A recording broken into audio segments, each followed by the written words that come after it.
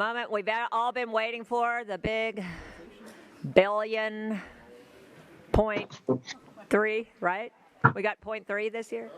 What's the Rhonda? What is it? 1.3. It's 1.3 billion. 1.3 billion dollar police budget. No, we are delighted to have Councilmember Carter now in the chamber. I think she is the one that is new this time. Okay, so thank you all. Some sad news on the budget town halls. Try as I may, the storms have jinxed us. So tonight we had one, and now we have decided there's flooding on Antoine and so much damage in all that Inwood area. So we have decided to cancel tonight's town hall. Sadly, we still have the Your 2 Cents survey out. We still want to hear from the public on budget priorities, and we will make every effort to hear your comments. I'll get that out on my social media, and apologize to anyone that inconveniences. With no further ado, we will start with Acting Chief of Police Larry Satterwhite. Great to see you. And Chief Financial Officer Rhonda Smith. Also great to see you. And thank you all for the excellent work you do every day, and especially in these recent days with the bad weather. So the floor is yours, Chief. All right. Thank you, Chair Alcorn, Vice Chair Castillo, and all of City Council members. So I'm honored to present the Houston Police Department FY 2025 proposed budget, which includes a general fund budget of over $1 billion, specifically $1,071,071. And having served this department for over 34 years, now, as the acting chief, I am proud of the dedication of our classified officers who are on the front lines, putting themselves in harm's way to protect our citizens.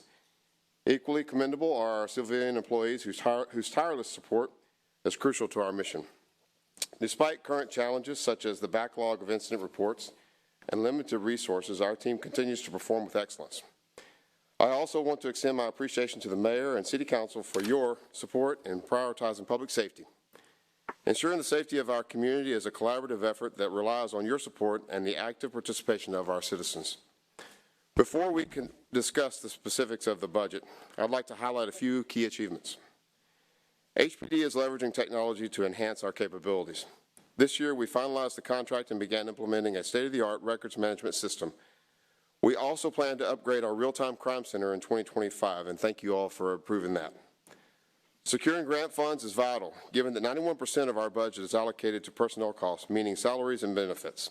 HPD has successfully obtained over $80 million in grants from the Department of Justice, TxDOT, the Office of the Governor, and the Motor Vehicle Crime Prevention Authority. Our staffing remains a challenge. We have 300 fewer officers now than we did 25 years ago. In 1998, there were nearly 5,500 classified officers, whereas last month we had less than 5,200. Just as important to our note is our civilian staff has decreased by more than half, from over 1,900 civilians in 1998 to 878 civilians today. So we are down more than 1,000 civilian employees who handle job duties that many officers have had to take on over the past 25 years. One bright spot on staffing is that we have hired 550 cadets over the past 2 years, which is a positive development and trending in the right direction. Some major accomplishments this year include our violent crime reduction initiatives that we have been operating, the Bissonnette Corridor cleanup, the additional 234 new classified officers by the end of this fiscal year, and the significant technological advancements that we are making. Now let's dive into the details of the budget. Next slide, please. So what you're looking at is a table of contents for the presentation. I promise that we will not go word for word all the way through. We don't have enough time for that, but myself and Director Smith will certainly hit the highlights and then take your questions. Next slide. So what you're looking at is the organizational chart as it stands today of our department with myself being acting chief at the top, and then all the department heads, civilian and classified, all the way down to divisions. This slide shows an overview of HPD's organizational chart. The 6,254 full-time equivalents in the FY 2025 budget is comprised of 5,235 classified and 897 civilians and 138 cadets. So The Chief's command, as you can see, consists of the Office of the Chief of Police and many of the deputy directors. My colleague next to us over Budget and Finance, Legal Services, Community Affairs, Technological Services, Planning and Data Governance, and several others. And you can see, I don't want to list them all in the spirit of time. Then you'll see Field Operations down below, which is basically all of patrol and all of our uniform personnel that are in the field. That comprises 18 divisions. It's 14 patrol divisions, traffic enforcement division, the mental health division, and both Bush and Hobby airports. Investigative and Special Operations Division is another command that includes all of our investigative divisions that you might normally think of between homicide, robbery, burglary and theft, or property and financial, excuse me. And then, of course, also our Homeland Security Division. Then you have Support Operations as the third, as you can see there, and that is going to be the responsibilities internally, admin, jail, the JPC, also Emergency Communications Division, Organizational Development, all of those other things that happen internally, including training. Those three field operations right now is currently being filled by an acting assistant chief, as I've vacated that spot to be acting chief. And she is in the room, Assistant Chief Megan Howard, doing an awesome job. Then Assistant Chief, or Executive Assistant Chief Band 10 is in the room over Investigative Special Operations, and Executive Assistant Chief Chandra Hatcher is also in the room behind me over Support Operations. So just a real quick on the full-time equivalent, just a little bit of detail on that. It's estimated as an annual person hours for all employees expected to fill positions within an organization for all of the portion of a year divided by 2,088, which is how many hours annually. So, but I think everybody kind of sort of understands that. I can answer further than that, even have Director Smith answer more if you really want to know the full details of a full-time equivalent. Next slide. Okay, you're there. Okay, on this slide we talk about HP's demographic composition that we're very proud of. Overall, we are 75% male and 25% female workforce. However, when we look at the individual breakdowns between civilians and classified, the numbers are contrasted.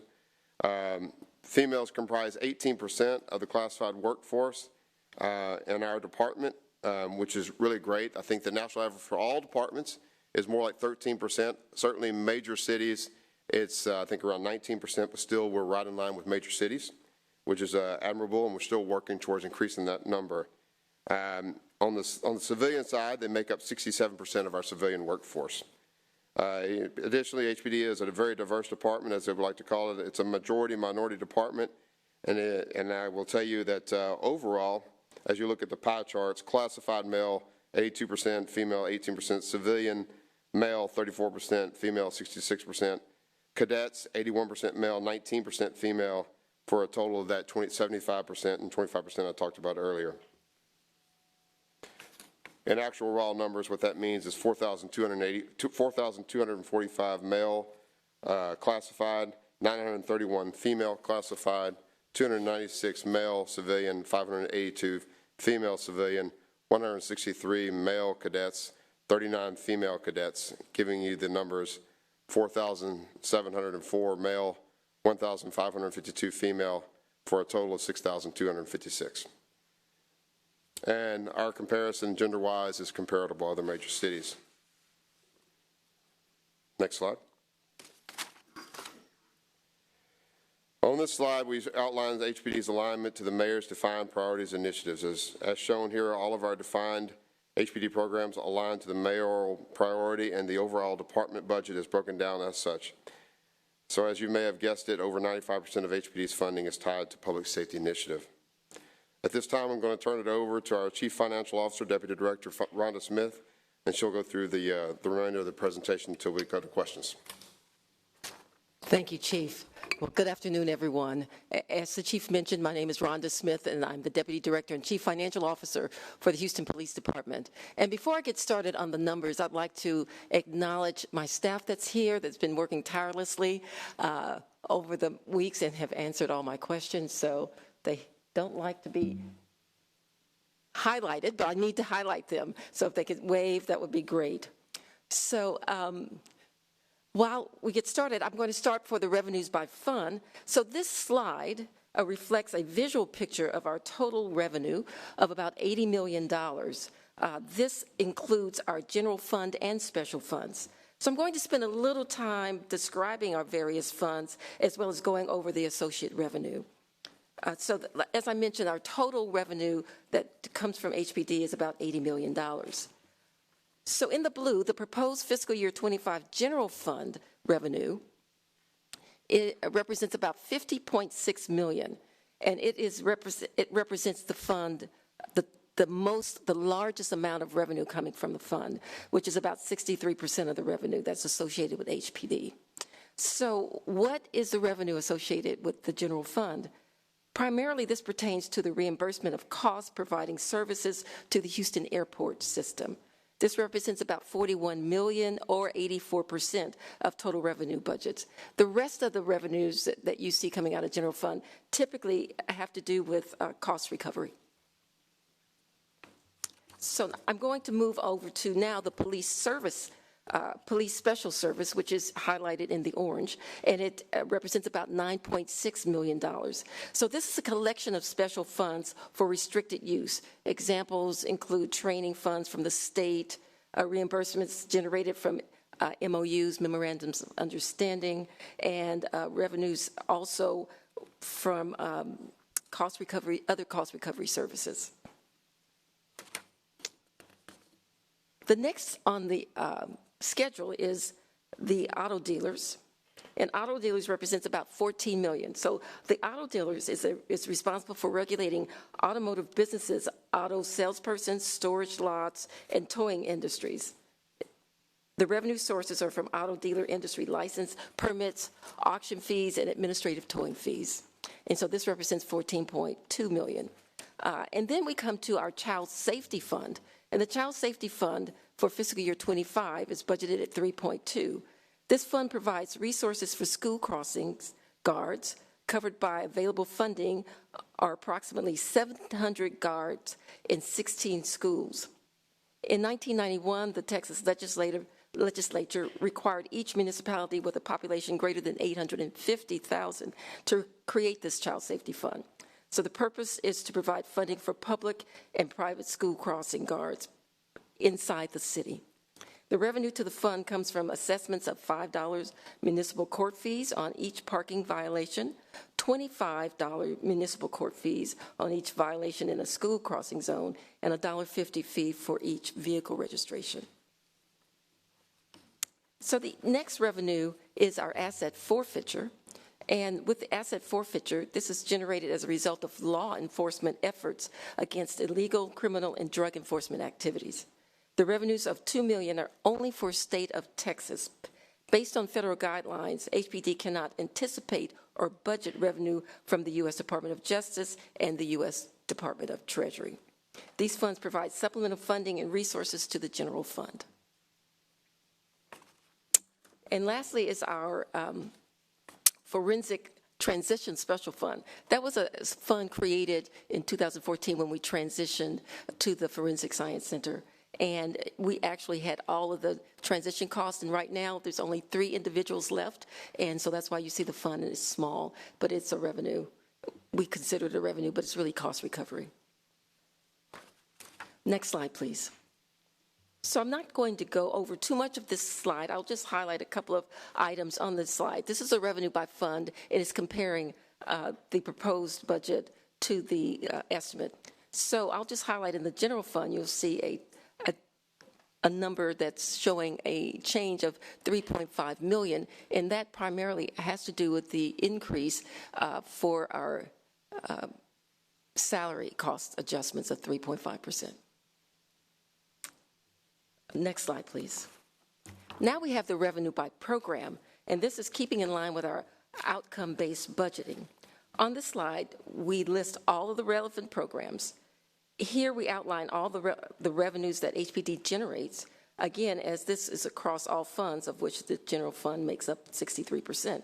So I'm not going to go through each of them, but I'll highlight a couple of them. So within the police patrol, you'll see the comparison, and that difference really has to do with the adjustments going back and forth between various divisions, as well as the changes primarily due to the salary increases. And Homeland Security, you'll see changes there. And what happens with Homeland Security is a lot of that has to do with special events. So if one year we have a special event, the next year we don't, then you'll see it going up and down. And that's what you'll see. And within investigations, that change really has to do with asset forfeiture. Within investigations, there are a lot of funds pertaining to asset forfeiture. So since we cannot budget for it, you'll see those changes. Next slide, please. So these are the revenue highlights. I think I've mentioned most of them. So with the general fund, the $3.5 million increase to be reimbursed by the Houston Police Department, Houston Airport System, their number has actually gone up because they need our assistance more with the traffic control that's going on out there now. And with the Police Special Services Fund, it looks like it decreased, but what really happened was last year we received more money for training, and so you'll see the adjustment going back down. Next slide, please. So now we're going to move into expenditures. So this slide outlines the total expenditure for HPD's general and special funds, which in the general fund, it makes up about 97% of all of our expenditures. So we are truly general fund centric. So for all funds, we're showing a fiscal year 25 budget of $1,077 million, and of which $1,047 million pertain to the general fund. The next is for the Child Safety Fund. Sorry, I skipped that one. I'm sorry. The next is for the Police Special Fund, which is $9.6 million. And then we go to auto dealers, Child Safety Fund, and asset. Excuse me, that was the revenue. My apologies. So for the expenditures, it's the general fund is 1.43, and the Police Special Fund is $10 million. My apologies. And then for auto dealers, it's $13 million. So you'll see the variance there, but the total number is $1,077. So next slide, please. So this is the same slide, and it's just comparing the proposed budget to the estimate. And as I mentioned in the general fund, that's showing the biggest difference from year to estimate that primarily pertains to the increase in salaries of the 3.5%. And then you see the other additions for the Police Service Fund and et cetera.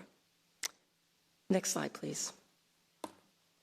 So now we get down to a little bit of a detail and drill down into what's in the expenditures. And as Chief mentioned, 91% of our funding, it pertains to personnel costs. And within that personnel cost, about 82% of that pertains to classified, and then another 9% pertains to civilian.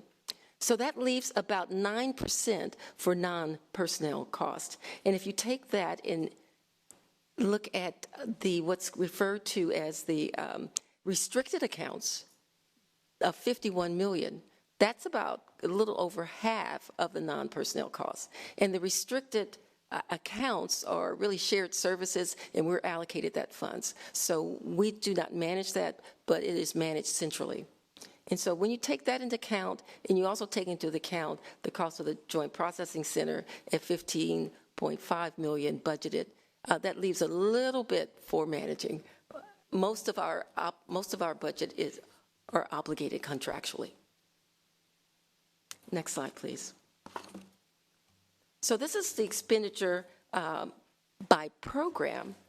We're going to delve down into it a little bit more. You know, police department is very large, and so we have about 13 programs.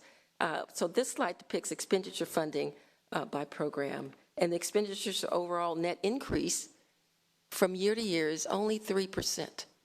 And that really is a net of the 3.5% increase in salary and a lot of adjustments going back to that actually nets to 3%. So you'll see that this budget is not reflecting a significant increase. It's really pretty much status quo. So I'm not going to go through each one of them, but I will say that the next slides The next 13 slides I'm going to go through very quickly because I want to be able to just give you an overview and talk and then leave a lot of time for Q&A. So our first program is the police patrol. And of course, I'm going to have to put on my glasses. Police patrol, and the police patrol program is our largest program and is comprised of HPD's Patrol Regions 1, 2, and 3 command. Each command is responsible for the oversight and operations of patrols within the city of Houston. It represents about 2,872 FTEs, and the budget for total is $409 million. And you'll see that this patrol or this program not only has money coming from the general fund, but from asset forfeiture and the police special. Next slide, please. Our next slide is Homeland Security. The program leads planning and coordination of activities associated with intentional acts of terrorism and accidental and natural catastrophic events and incidents. This program also assists with the coordination of all special events for the city of Houston and staffs resources for all city-sponsored special events. So within Homeland Security, you have about 281 FTEs, and the general fund total cost for general fund and all funds is about $53 million. Next slide, please. So investigations. Investigations is our second largest program and has citywide responsibility for delivering specialized investigative police services in addition to combining the criminal investigative and special investigative commands. This program is also responsible for the review and verification of all gang-related crimes in Houston in our gang division. So it has a total of 1,351 full-time equivalents, and the budget is $225 million. Next slide, please. So now we have the airport system, and the airport system program consists of the Intercontinental Airport Patrol, based at Intercontinental, the Hobby Airport Patrol, including Ellington Field, based at Hobby, and the airport consists of 24/7 police support by patrolling passengers, screening, checkpoints, etc. So it has a total of 212 FTEs and a total budget of $37 million. Next slide, please. So for traffic enforcement, the traffic enforcement program includes the DWI Task Force, the Mobility Response Team, Motorcycle Details, Radar Task Force, and Highway Interdiction. Next slide, please. And now we have our Joint Processing Center, which is its own program. The Joint Processing Center is a shared service managed by Harris County that is responsible for the booking and processing of all prisoners arrested by the Houston Police Department. The general fund cost also includes not only the JPC contract, but our joint processing, ops staffing, and the juvenile intake units. It has a total of 71 full-time equivalents, and the budget is $25 million. Next slide, please. So under training, the training program is responsible for managing cadets during their training at the police academy, recruiting applicants, conducting background investigations, and making recommendations regarding the suitability of applicants and continuing education. It has a total of 315 FTEs, but I'll just note within that 315 is 139 for cadets. And the total budget is $37 million. Next slide, please. Under Employee Services Wellness program is responsible for psychological evaluation services, department-wide employee well-being, hiring and promoting, and this program also includes 4 voluntary separation and retirement programs known as Phase Down. The full FTEs are 72, and the fund total for the program is $67 million. Our next slide is mental health. The mental health program provides assistance to consumers through various programs, some of which include the Crisis Intervention Response Team, the Homeless Outreach, Crisis Intervention Training, Clinicians, Office Remote, etc. It has a total of 445 FTEs with a budget of $7.6 million. Next slide, please. So now we get to our support services, and the support program includes records, technology services, planning and data governance, support services command, investigative and special operations, organizational development command, emergency communications, et cetera. Those are all of the divisions that support the department. It has a total of 584 FTEs and the budget of $138 million. Next slide, please. So now we get to our community outreach and victim services. These programs are relational policing initiatives designed to facilitate public safety. Victim service programs provide resources and referrals for crime victims. And our outreach programs focus on crime prevention, community service, youth services, and encourage positive interaction between law enforcement and the greater Houston community. Next slide. Oh, the FTEs are 89.5, and the budget is $13 million. Next slide. And lastly, but not least, is our administrative services programs, and it includes the Office of Budget and Finance, legal services, risk management, general services, liaison, and organizational development. So before passing the presentation back to Chief Satterwhite, I just wanted to emphasize that this budget is really based on last year's, and it only is showing a 3% increase, and it's very basic, and with resources based on fiscal year 24. And so I'm going to pass it back over to Chief Satterwhite so we can discuss what else we see coming. And so it's sustainability. Next slide, please.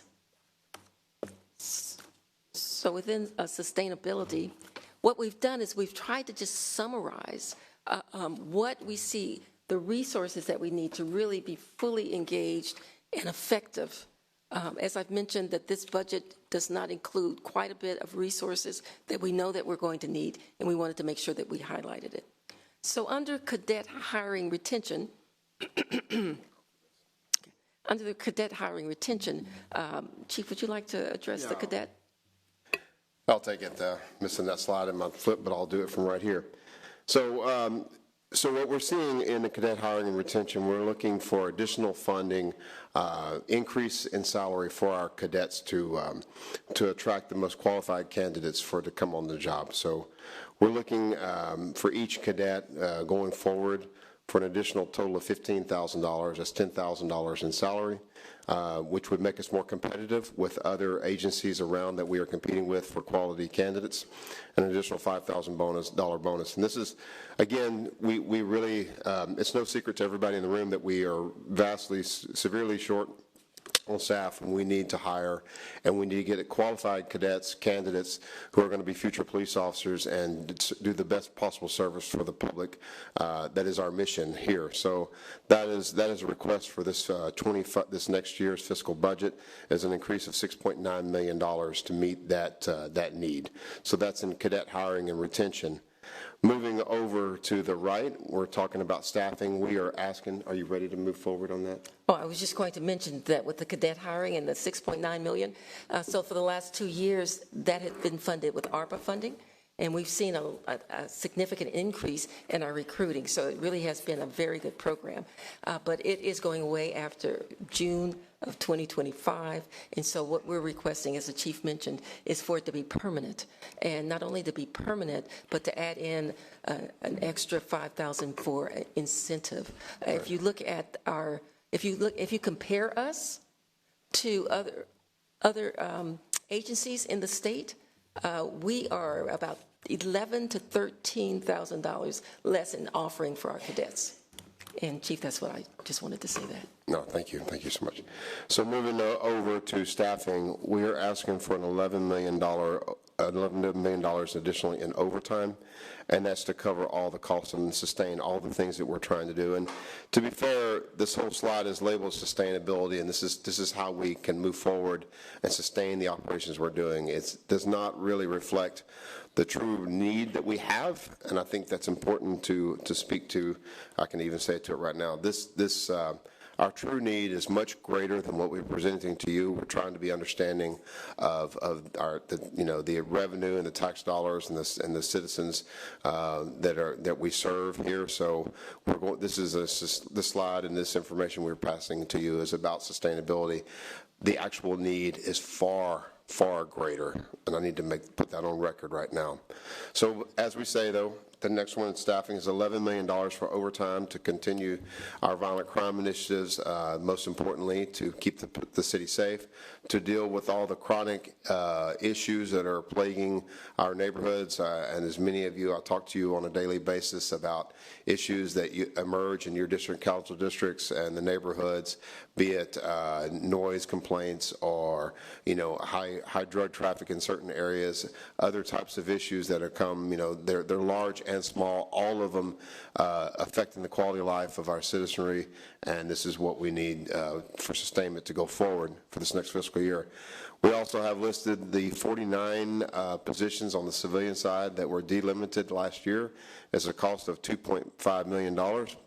We would like to have those civilians back, if at all possible. We desperately need them. They are awesome teammates and help us accomplish so many different things that for your benefit, for the public's benefit. So we do need those positions back and more.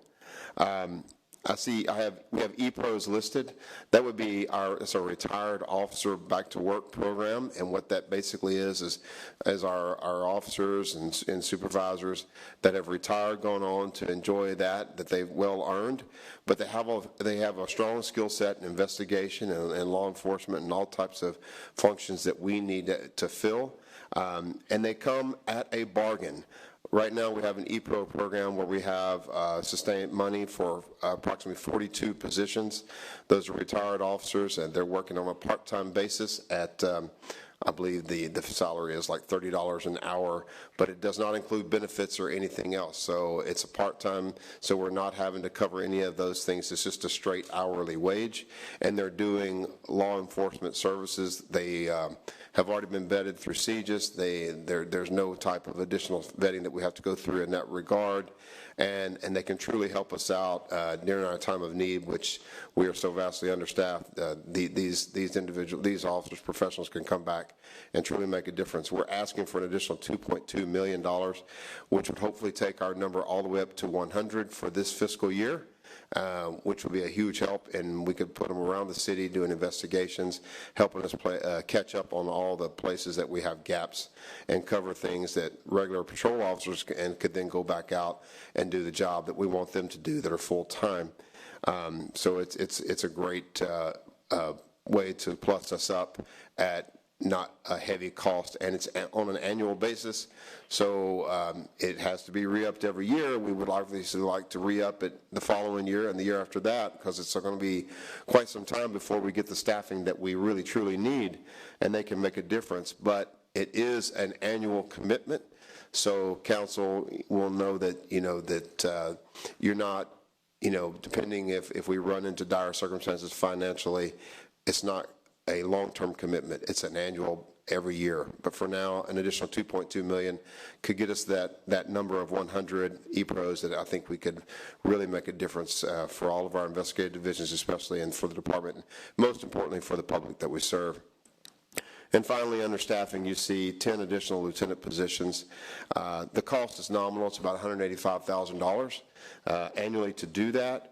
But those are 10 more mid-management positions that would help us immensely in terms of oversight and management of all the things that we have going on. And actually, those are decision makers at the mid-manager level that can help us on the investigation side, which we truly desperately need, and quite a few other places, and to provide the support to the officers, because all of us above the rank of sergeant are supporting our officers and sergeants who are out there in the field meeting the public face-to-face on a daily basis. And so we need to do everything we can to give them all the oversight and all the support and everything. And this additional 10 lieutenant positions will help us in that endeavor.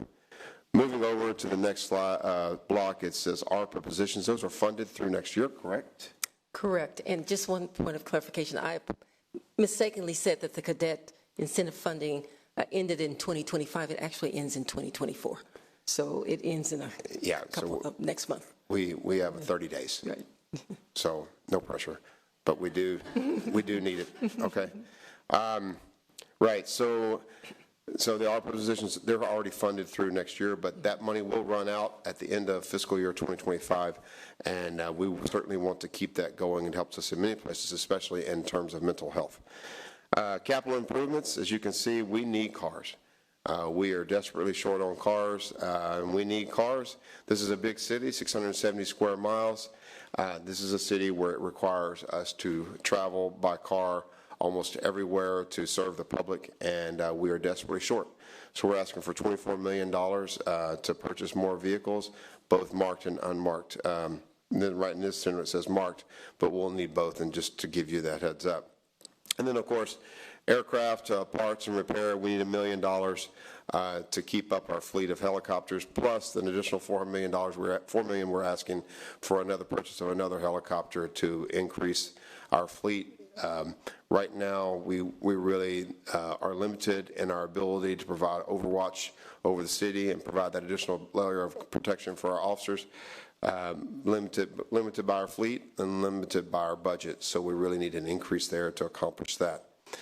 Down bottom left is Verizon account.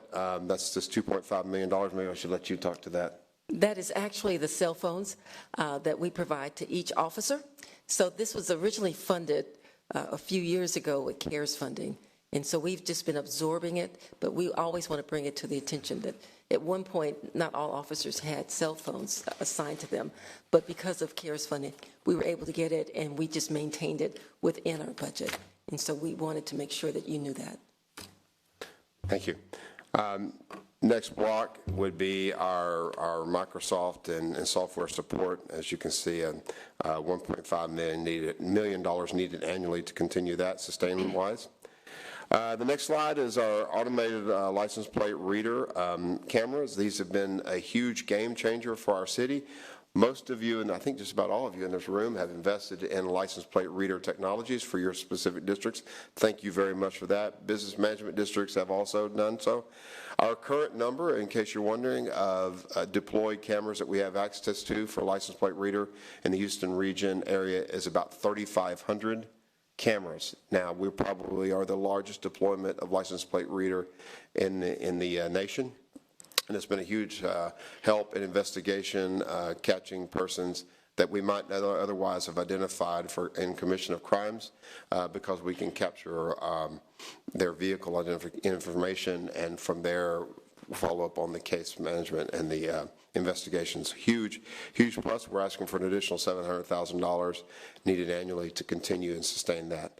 And then finally, our in-car cameras system that, just like we have body-worn cameras on all of our officers that we're deploying, and eventually throughout the department for everybody, once we have a full complement, we would like to have in-car cameras for every patrol car.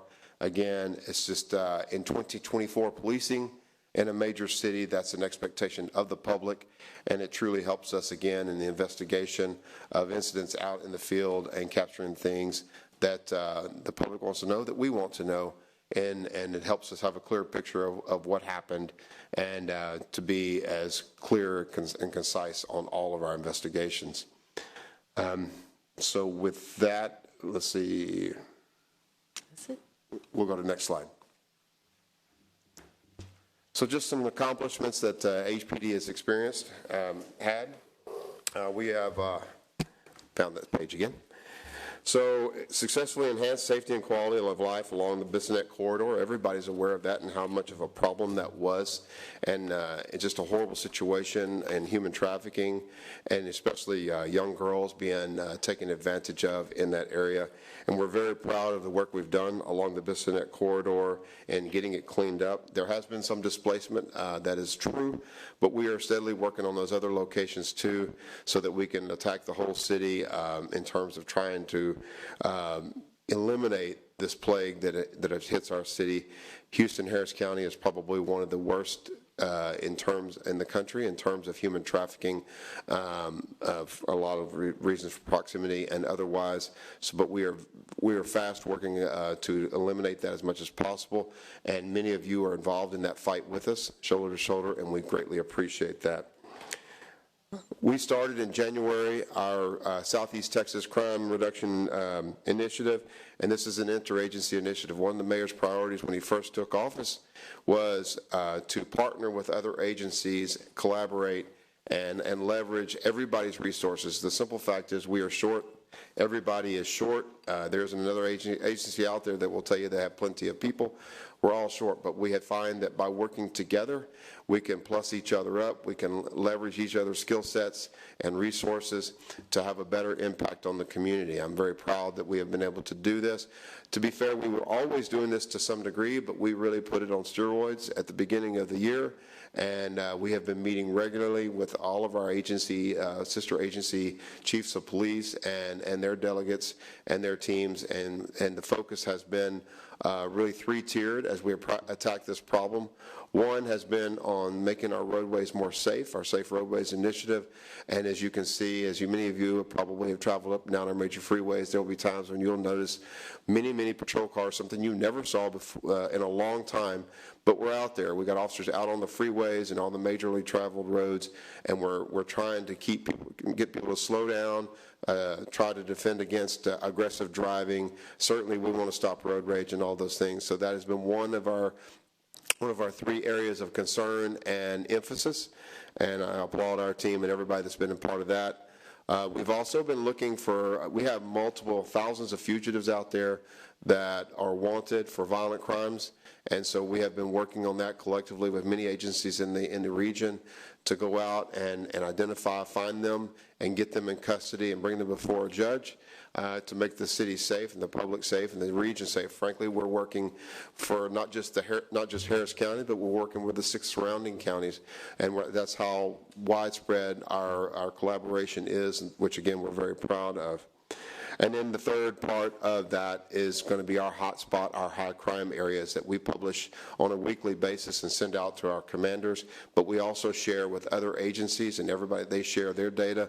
The goal is to surge in those areas where we have a high instance of crime, to try to get those areas under control, believing that if we bring those worst spots under control, then the whole region, and it's been proven to do so, does help the whole area, the neighborhoods, the communities that surround it, and bring relief to them. We provide police services to large-scale events, including a lot of our major events that happen in the city in terms of, since the beginning of the year, be it the Chevron Houston Marathon, the Houston Livestock Show and Rodeo, the Tour de Houston, our Texans games, other scheduled events. And we've also helped in our election services to ensure that everybody can safely and peacefully go and vote and exercise their First Amendment, their right to vote.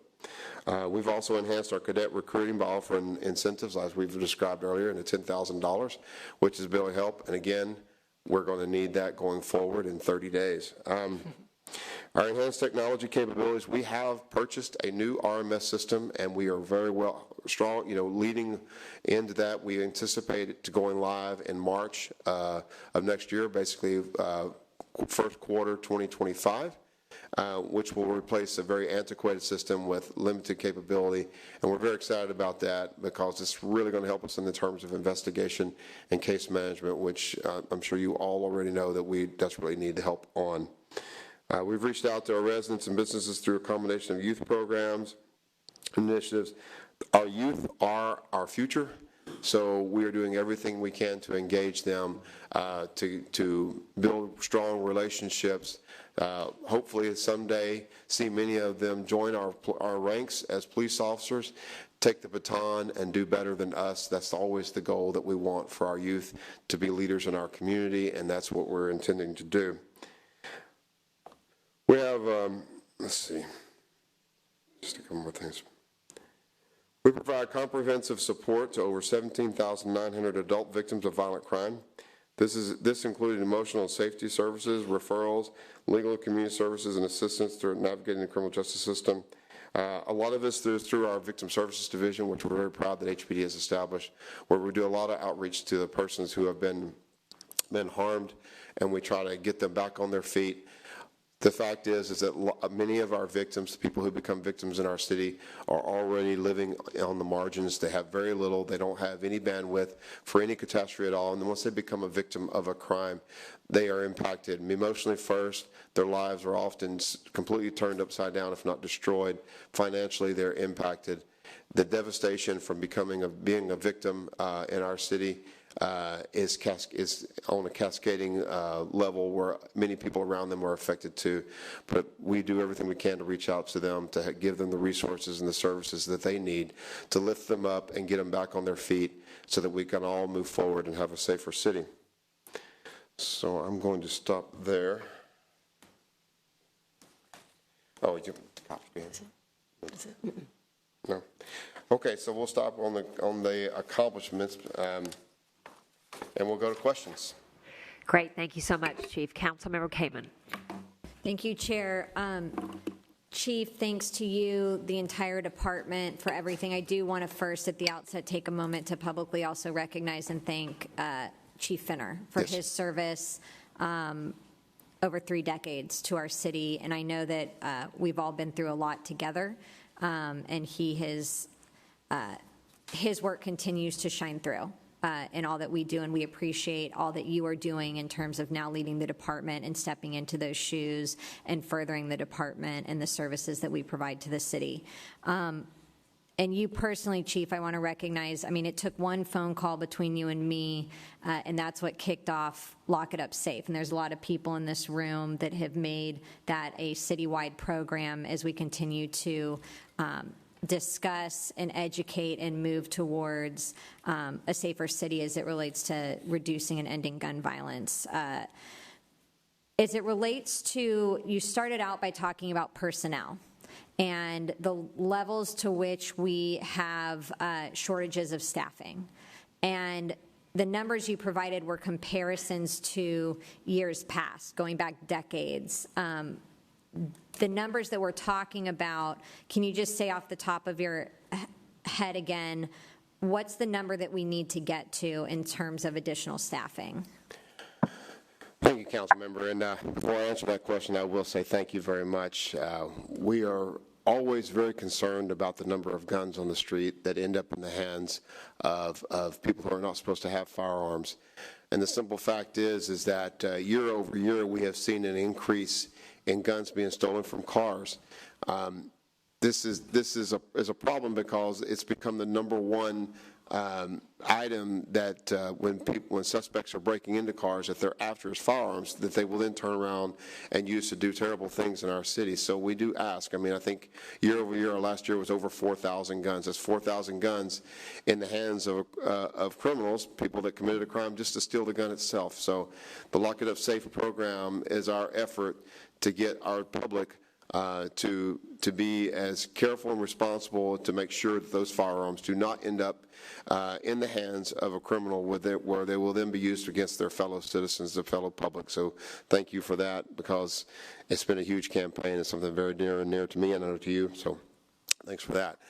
In terms of numbers that we need, in 2014, we had a study conducted where then Chief Charles McClellan stated that we needed about 1,400 more classified. That was from a study done by JustX then, 10 years ago. We have been stating the number, myself, Chief Finner, and yes, thank you, Chief Finner and I came up together. It's always hard. I applaud him for his service, and I'll always be looking out for him. And certainly he was a part of this that we are doing today.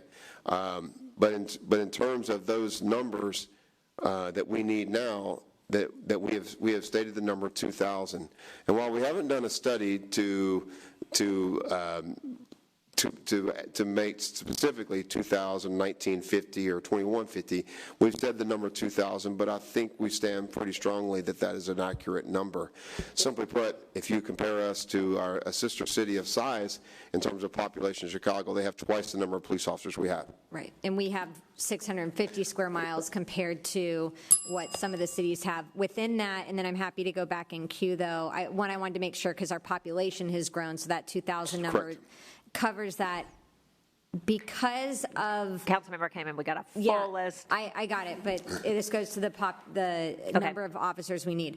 Investigators, that has been in the headlines. Correct. Way too much in terms of the shortcomings or the challenges that we have faced on the investigation side. How many investigators do we need, and is that included in this year's budget? So we are still doing a study to get you a more precise number. When I say 2,000, I'm thinking about 400 of those would go to investigations. Fact is, right now, we need at least 150 at minimum for sustainability. So my colleague behind me, Chief Bantin, has been leading the charge on that, and so we've been speaking about those things. But actual numbers requires a little bit more data and a little bit more research that we are steadily working towards, but many other things are happening, so it's a little bit of delay. So is the 150 that's needed today included in this year's budget proposal? It is not. Great questions. Thank you. Councilmember Thomas. Thank you, Madam Chair. Hello, Chief Satterwhite. Good to see you. I want to thank you for your firm and steady hand during the recovery. It was good to see you and your teammates out there making sure our city was safe, so thank you for that. This question is directed to our director, Rhonda. Can you go back to page 8? There was a 12% delta around patrol. And so you mentioned it, but if you can color in the lines for that, that's the first question. The second question is about ShotSpotter. That's a $3.5 million expense from the general fund. I want to go back to that. And then lastly, the sustainability slide. When I tried to tabby up all of the 6.9, 1.9, 12 million, right? The total calculation of investment into the department. If there's a total number of that, I would like that. So the first one is slide 8 and the 12% delta for police patrol. Sorry, Councilmember, the question pertains to police patrol? Right. So you said there's a 12% change. There's a 12% right? change. Yes, yes. Mm-hmm. Can you expand that? Because Yeah, I only caught, you kind of just touched on it. So within this number, this is a revenue number, and we receive monies from management districts. And so we're not actually anticipating as much coming from the management districts. We do not have that budget. So what this is showing you is that for next year, we're not budgeting the same amount coming from our management districts. Right, because many of them contribute for overtime. Right. Got it. Okay, Yes. and that funding may come at a later date. It may come at a later date. We just take a very conservative. Got it. Okay, that's good. That's good to know. Okay, ShotSpotter. So I supported ShotSpotter when that came to council because this was, we need to invest technology. Things just exploded in our communities. I went to residents in District F telling them that ShotSpotter was coming to the city. ShotSpotter was coming to District F. ShotSpotter has not come to District F. And we're spending a lot of money on this technology. And so when you're talking about technology investment, is this citywide? Is this just technology investment for the department? Because when we're making these expenses out, we do want to make sure that we get to yield some of the fruit of that, right? So we can go back to residents and talk about the successes the department's making because we've invested at lieutenant level, because we've invested at special services level. So can we talk about ShotSpotter? And this is more towards Chief Satterwhite and your impression of the use of the technology in the locations it's currently at. Thank you, Councilmember. So in the locations that ShotSpotter has been installed, we have seen a significant reduction in the number of calls for gunshot detection. It's in the thousands, I believe, over the 2 locations, possibly 1,000 in each one. We have seen that it went up, and now we have seen a decline. I will also say that's a good thing.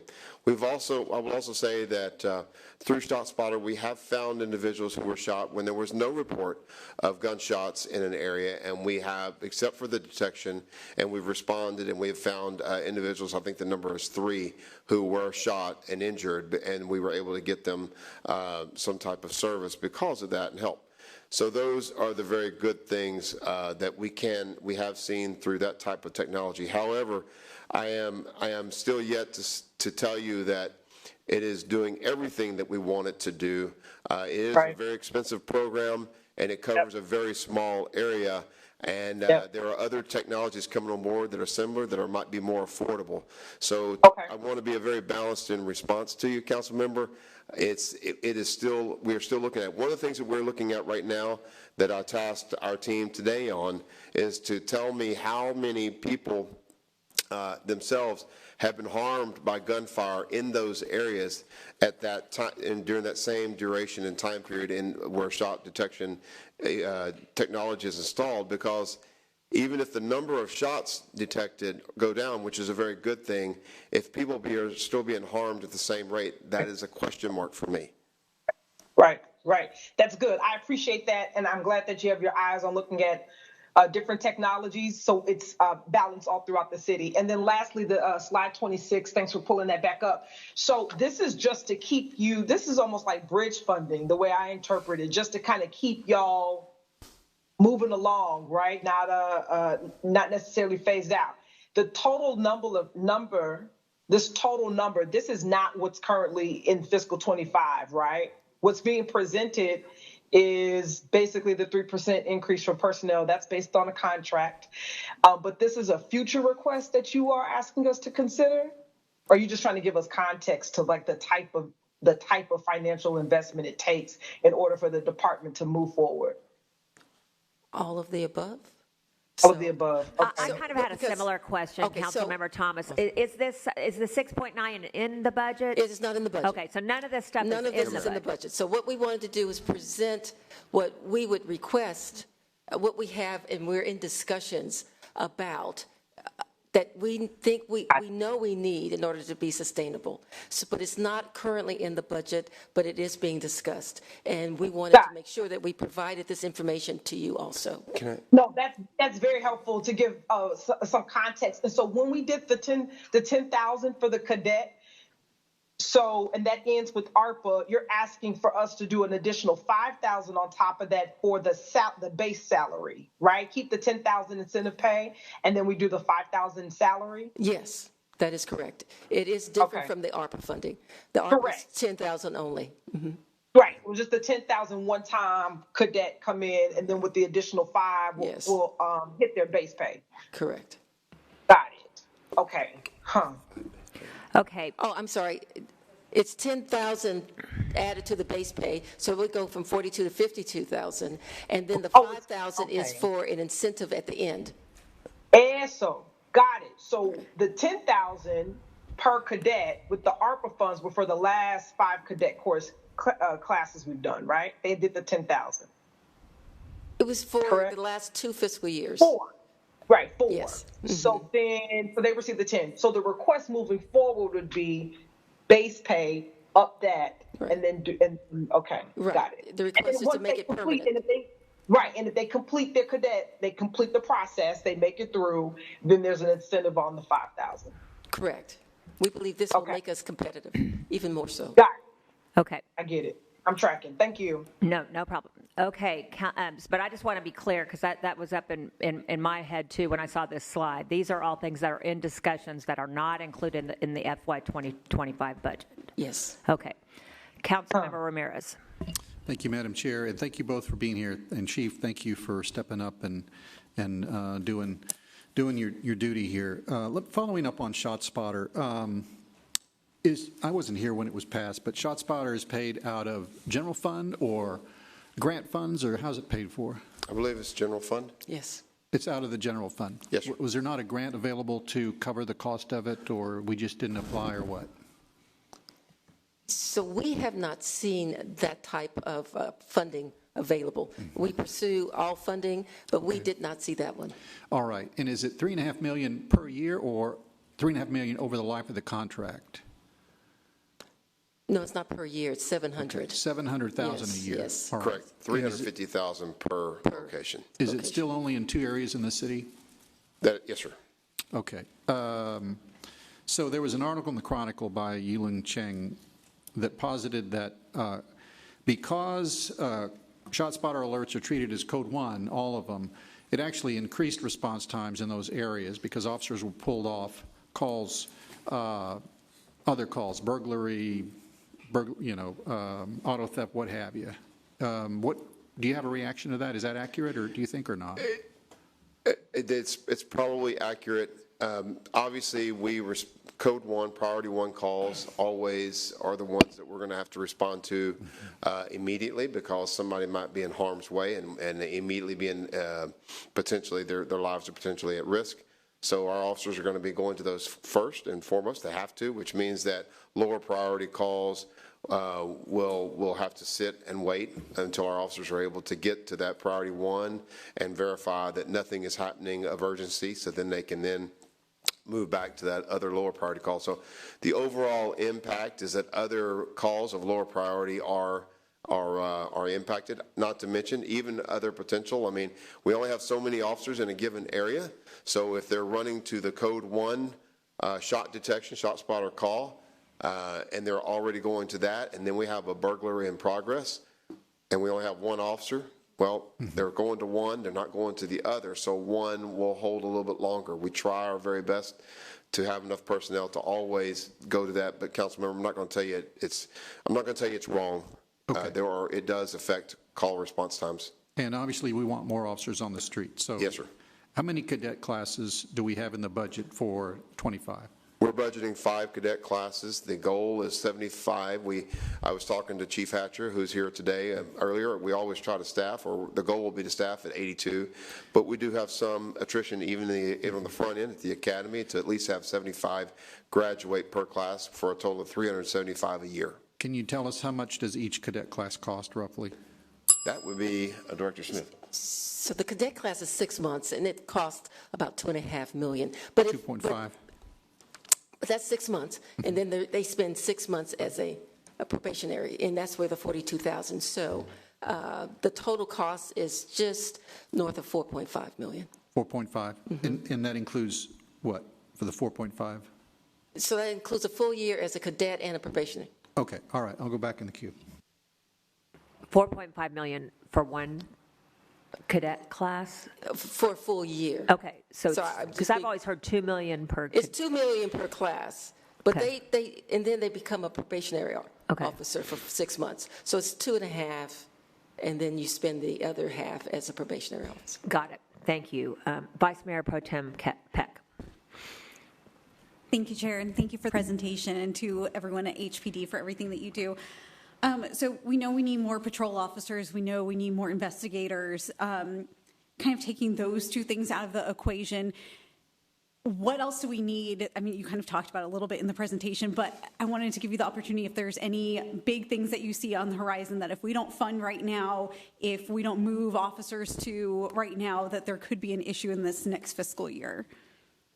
So we have a lot of things coming to Houston that are really great things for our city. One that everybody knows is coming is FIFA in 2026. That's, as it's been described to me, 31 days of Super Bowl. That's the kind of fervor, that's the kind of attendance that we might see in our city as we participate in those soccer matches and those games. That's going to be a huge drain on resources. The whole way through, we're vastly understaffed for that right now. We're going to work on that, but that is something. We just told, great, but we're going to host the baseball classic. I don't want to say it wrongly, but that's coming to Houston. There are major events coming to our city, which showcases the strength of our city and the attraction, and those are great things. But they all require police officers to provide the kind of protection to the public attending and the public around for the mobility issues that we will face, simply just for sheer volume. And it's not to mention, we always have to be mindful of the Homeland Security angle. Large crowds are targets for people that wish to do us harm, be it homegrown or foreign violent extremism. All of these are concerns for us, so we're going to need more bodies for that. We'll still need patrol officers, and we are really understaffed in investigations that we need to cover that. There are other issues. The challenges that we face with mental illness are not getting smaller. We have our homeless population that we do well. As a matter of fact, Houston is seen as a leader in how we manage and try to get people off the street and out of those dire situations. Again, still a problem, heavy resource intensive to help those who are least fortunate in our society. I could probably go on, Councilmember. There's quite a few needs, a lot of holes in our department, in our city, that we need to fill. We're seeing this year alone an unusually high number of storms. As we saw one today. We saw one just less than 2 weeks ago that came out of nowhere and cost in the billions and took 4 lives just in our city alone. All of these things require a response, and the demand still keeps coming from just the stuff that we do every day. Thank you. And then I think you said $11 million in overtime. Has there been any change with this administration as far as policy about how that money is allocated? I know that, we pay a lot of money in overtime with our council district service funds. I know a lot of other districts do as well. Sometimes it seems like they have the funding already for overtime and sometimes they don't. So has anything changed as far as how that money is allocated to different divisions? I will say this. The overtime, the violent crime overtime has been something that I've been able to oversee in terms of direction as field operations executive assistant chief. And we're weekly and monthly reevaluating how we deploy. We know that our worst times where it can do the most good is in the evening shift hours when we have violent crime seems to be at its highest, basically the 3 p.m. to 3 a.m. hours. That 12-hour period in the evening. We know that weekends we have spikes. We know that the other issues in terms of human trafficking, the noise and all the things else that contribute to people's quality of life, most of that happens at that time. But if we are constantly looking, if there's a problem that we need to address that's happening at a different time, we make adjustments.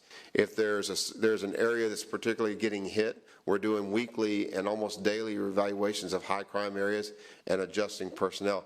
I want you to know that we're trying to be the best stewards possible.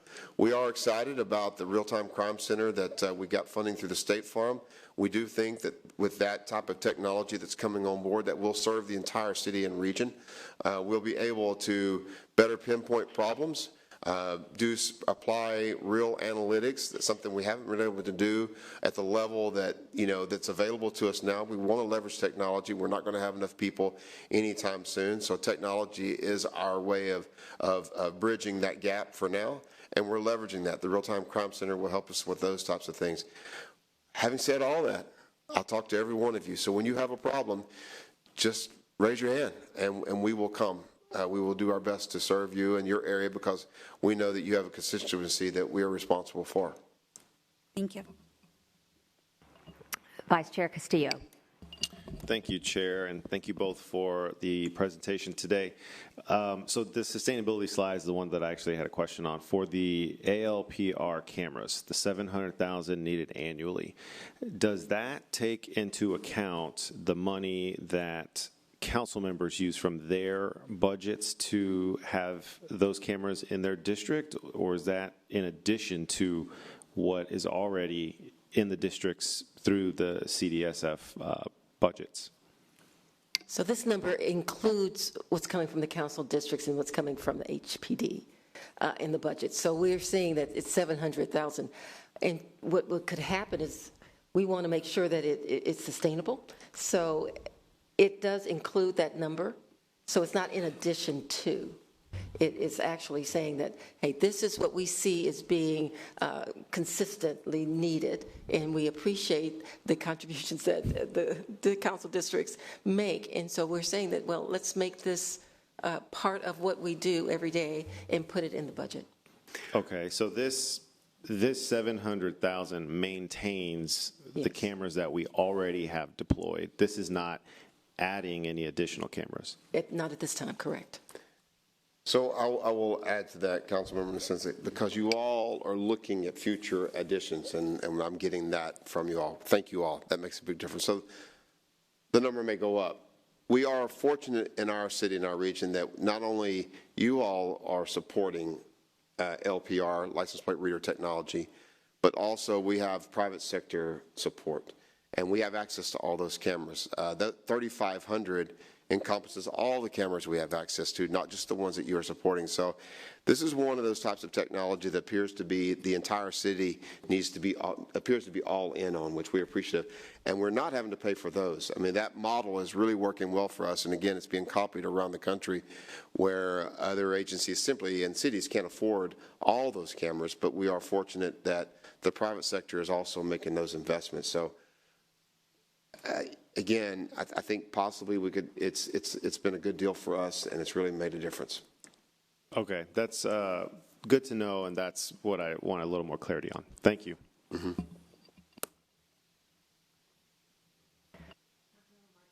Councilmember Martinez. Thank you, Chairwoman. And just to piggyback on that, because I had the same question, and I think from District I, we're going to be probably giving them close to 100,000 consecutive, every year. Does it make more sense to just stop ShotSpotter and invest those dollars into the license plate reader? Because a lot of it's not across the city. From what I've read and folks that I've spoken to, it's really not doing the job that it's supposed to be doing. Mm-hmm. As Councilmember, I think Thomas mentioned, we were saying that we were going to get it in 13 district, and we haven't gotten it, and we're probably not going to get it. And so, does it make more sense to just go ahead and invest those dollars into the license plate reader cameras? I will say that it's a good technology, but it has limitations, and it's expensive, and it only covers a very small area. So, for myself, as serving you all in this role right now, I want to be the best steward of the dollars and the resources that you all provide us. So we probably need to do some more studies. Certainly, I think in terms of actual benefit, we've seen greater benefit from our license plate reader technology because it is, again, picking up on the bad actors that are out there and helping us solve those crimes. Shot detection is good technology, and it's probably in the future going to be fantastic with the new things that I see is coming on board. So maybe ShotSpotter, which is a vendor, and other companies investing in shot detection are going to make headway, and eventually that's going to be awesome for us all. But right now, I think we need more research on its overall, in terms of getting as much area covered as possible in already a strained budget. Thankfully, I get to say that I'm counting on y'all to help me with that. To that point, right, you want to cover more area. I feel like the license plate readers are your patrolman just parked there, right, and they're able to get these license plates, so it's helpful. When's the last time HPD has redistricted their beats? Because I think, we know that there's been an increase in population in the Northwest. Mm-hmm. I can say for the 14th and 13th district, which is Southeast, 14th district gets a lot of calls. 13th district, we're usually, even some of our priority calls are getting, lowered as well. Has there been a thought process of maybe East Side Patrol taking on some of that Southeast that is closer to the East End? Clear Lake maybe taking, right underneath Hobby? And I've had this conversation with a few commanders, and I don't know when the last redistricting per se for beats has happened, but I think that might help also level off some of your officers in certain areas where it's probably needed. So evaluations of our deployment posture is Councilmember, something we're always doing and looking for how we, do we need to plus up one area, and can another area that might have a lower demand be able to afford to lose a couple. Our problem right now is that we're short everywhere, and every neighborhood is needing police patrol, and we only have so many. When we grow, that's something that certainly that we could look at. We're already deploying based on population, size of area to be covered, because there needs to be a minimum number of officers to protect the community and also to back each other up. So all those things go into that equation is to try to figure out how to deploy. The new CAD system that the city is looking to purchase, that might be an opportunity to also look geographically at how we might change boundaries of different districts. But more than anything else, what would help us right now is just more officers on the street. And even like East Side's has every part of the city has challenges, so we want to make sure they're all covered. Yeah, no, definitely, Chief, and I appreciate HPD and the work that they're doing, but also, 2014 we needed so many officers. 2015 we need so many officers, and we're saying the same thing. Yes, sir. And at some point, I think every department that needs more needs to realize that this is where we are as well. We need to continue to do recruitment. We need to continue to do all those good things, but in the time that we're in now, what do we do to help offset some of those and stresses on HPD officers? And I'll get back in the queue because I also wanted to talk about the hot team as well. Sure. Thank you. Councilmember Carter. Thank you. Thank you, Chief Satterwhite and Director Smith, for your presentation. We've all touched on a few things here, but I just wanted to ask a couple questions and also point out a couple of things. So we're talking about the need for cadets and training and really hiring overall, and just want to point out that the investments made through the private sector, through the Houston Police Foundation, have been significant in that the tactical village have, if not for the foundation, I mean, that's a world-class training center, the new rifle range, and that's, you know, I'm not sure what the final cost on that is, but certainly those are investments from the outside. Just want to note that the city doesn't support on that. The other piece of it, I know that over the past year, somewhere around $1.5 million, the foundation has contributed to the purchase of weapons, vehicles, equipment that you need to do your job every day, to be safe and to provide safety for our officers so that we can stay safe. My concern is with the ARPA funding going away and the FIFA coming around the corner, the specific teams such as the DART team, human trafficking will be at an all-time high. All of these resources that the ARPA funding has covered, and you guys have done a great job of robbing Peter to pay Paul, so to speak, and shuffling the monopoly money. But you know, I think we have a huge concern on what, you know, this next year looks like, because you know, you don't flip a switch and bring the World Cup here overnight. It takes a lot of manpower, as you pointed out. You know, also looking at your number of stations, you have 15 stations around the city. Do you need more stations? You know, we never get to a point where we talk about what would substations do in these high crime areas. And you know, there's so many pieces of the puzzle, and I commend you all for doing such a great job with what you have, being good stewards, but there's so many pieces of this puzzle missing, and I just want to point out that your ask, in my opinion, are certainly well below what's in reason. So, you know, tell me about the substations. Could you all use more around town? Yes, ma'am. How many? Yes, ma'am. Yes, we could. We have two divisions that cover a large area. One, Northeast, covers 3 different districts. It's a huge area. We have West Side, which covers 2 districts, but it's a massive population that they cover. And there are commanders over those divisions, and they cover such a large area that they're responsible for that.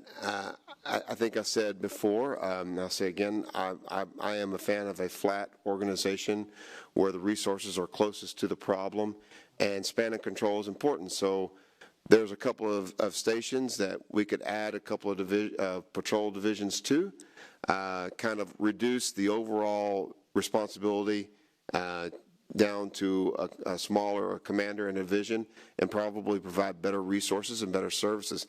We also have stations that are desperately needing to be replaced. They're in the CIP. I mean, I'm looking at Councilmember Peck here for Northwest. I know East Side. I'm looking at Councilmember Martinez, and we don't stop there. We know that we're going to have one replaced for South Central because of the pending expansion. So we need new facilities. Our facilities are in dire straits across the city. We need help there, and that's a longer conversation we probably don't have time for. And we could certainly increase the number of patrol stations, you know, to give better services, better point-to-point services from us to the public if we were able to kind of reduce the overall, in those larger stations, personnel, or just basically split their span of control and their area of responsibility. So yes, ma'am. How do you feel about storefront policing? Storefronts were awesome in the 90s. I spent some time in a storefront. The problem is we just don't have the personnel. And in this day and age, technologies have changed, and a lot of our public now use our smart technologies and different means of interacting. Maybe storefronts, we still have a couple of them in the city, and they're great, but it would not be a priority for me right now, more stations, more officers, just getting to the problems that we need to address would be my first priority. Thank you. Councilmember Huffman. Thank you, Chief. Are there any divisions that are fully staffed? Councilmember, I can't think of one right now. Okay. Thank you. And I know you mentioned in the presentation about retired officers coming back, and just correct me if I make a misstatement, but did you say we have 42 retired officers that have come back, and we're looking at, hopefully getting 100? Is that correct? So I actually had the occasion to talk to the mayor yesterday, and I said, sir, I would like to have 200 to start. But I understand budget concerns and challenges.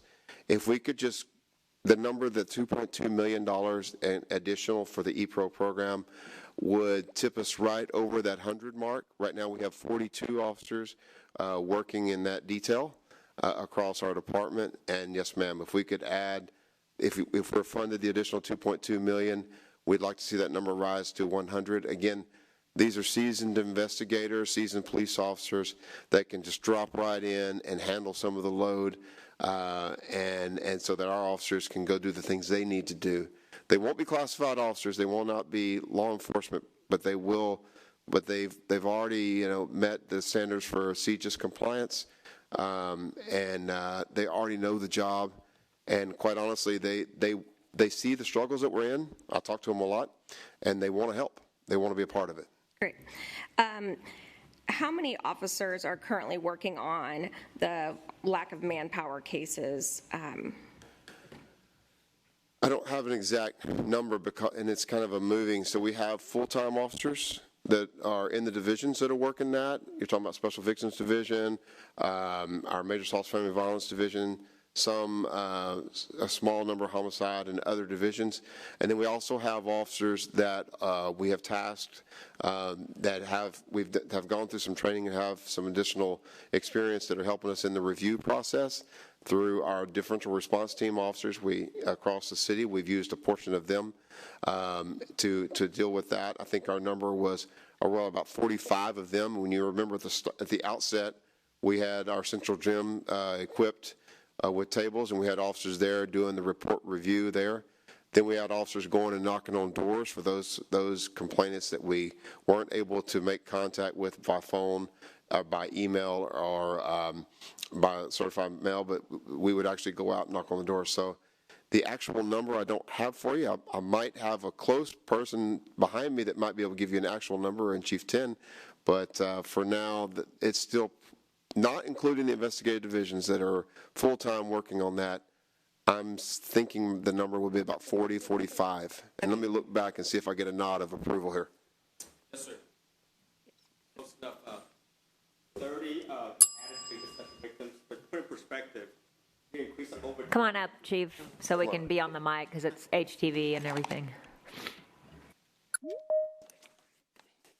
Yes, ma'am. In perspective, for Special Victim Division, we added 32 approximately to add them, but put in perspective, we also augmented over time, adding the full-time equivalency. So basically, the two major divisions, the highest priority, Special Victim and Major Assault, we basically tripled the capacity to follow up those backlog cases. And real quick, just to follow up on that, you mentioned, Chief, about DRT, some of the DRT officers being pulled away to, specifically work on these kind of cases. We love our DRT officers. We want to keep them in our districts, and so that's just a comment. And I'll go back in the queue. Thank you. Well, council member, I'm sure they're watching right now and love what you just said. No, they are awesome and very much needed for the things that we need them to do. Everybody's rolling their sleeves up to try to get us through this terrible thing. We owe that to the public, especially, most importantly, to those people who were harmed. So it's an all-in situation, and they're great officers. And like you, I thank them very much. They're not long-term commitments there. They will be back in the DRT capacity soon. Councilmember Flickinger.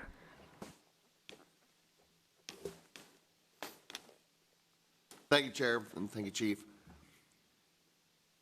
Really appreciate everything you do, and your over 30 years of service and everything the entire department does. So, again, thank you very much.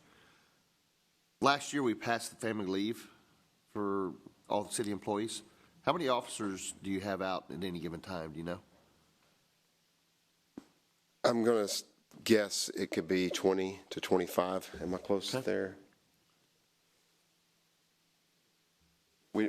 Can I get you that number, council member? But I've seen the number as high as 20 to 25.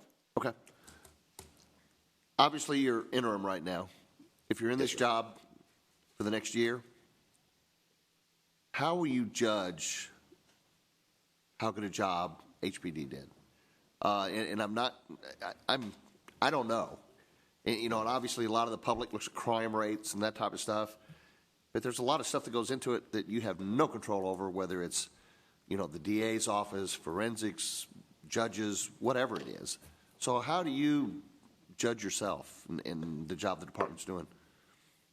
So for us, for the way we see it is first and foremost public satisfaction. We serve the public, and we want to know that they are confident in us, they trust us, and that we're doing everything we can for them, and that matters a lot because that's what we owe to them.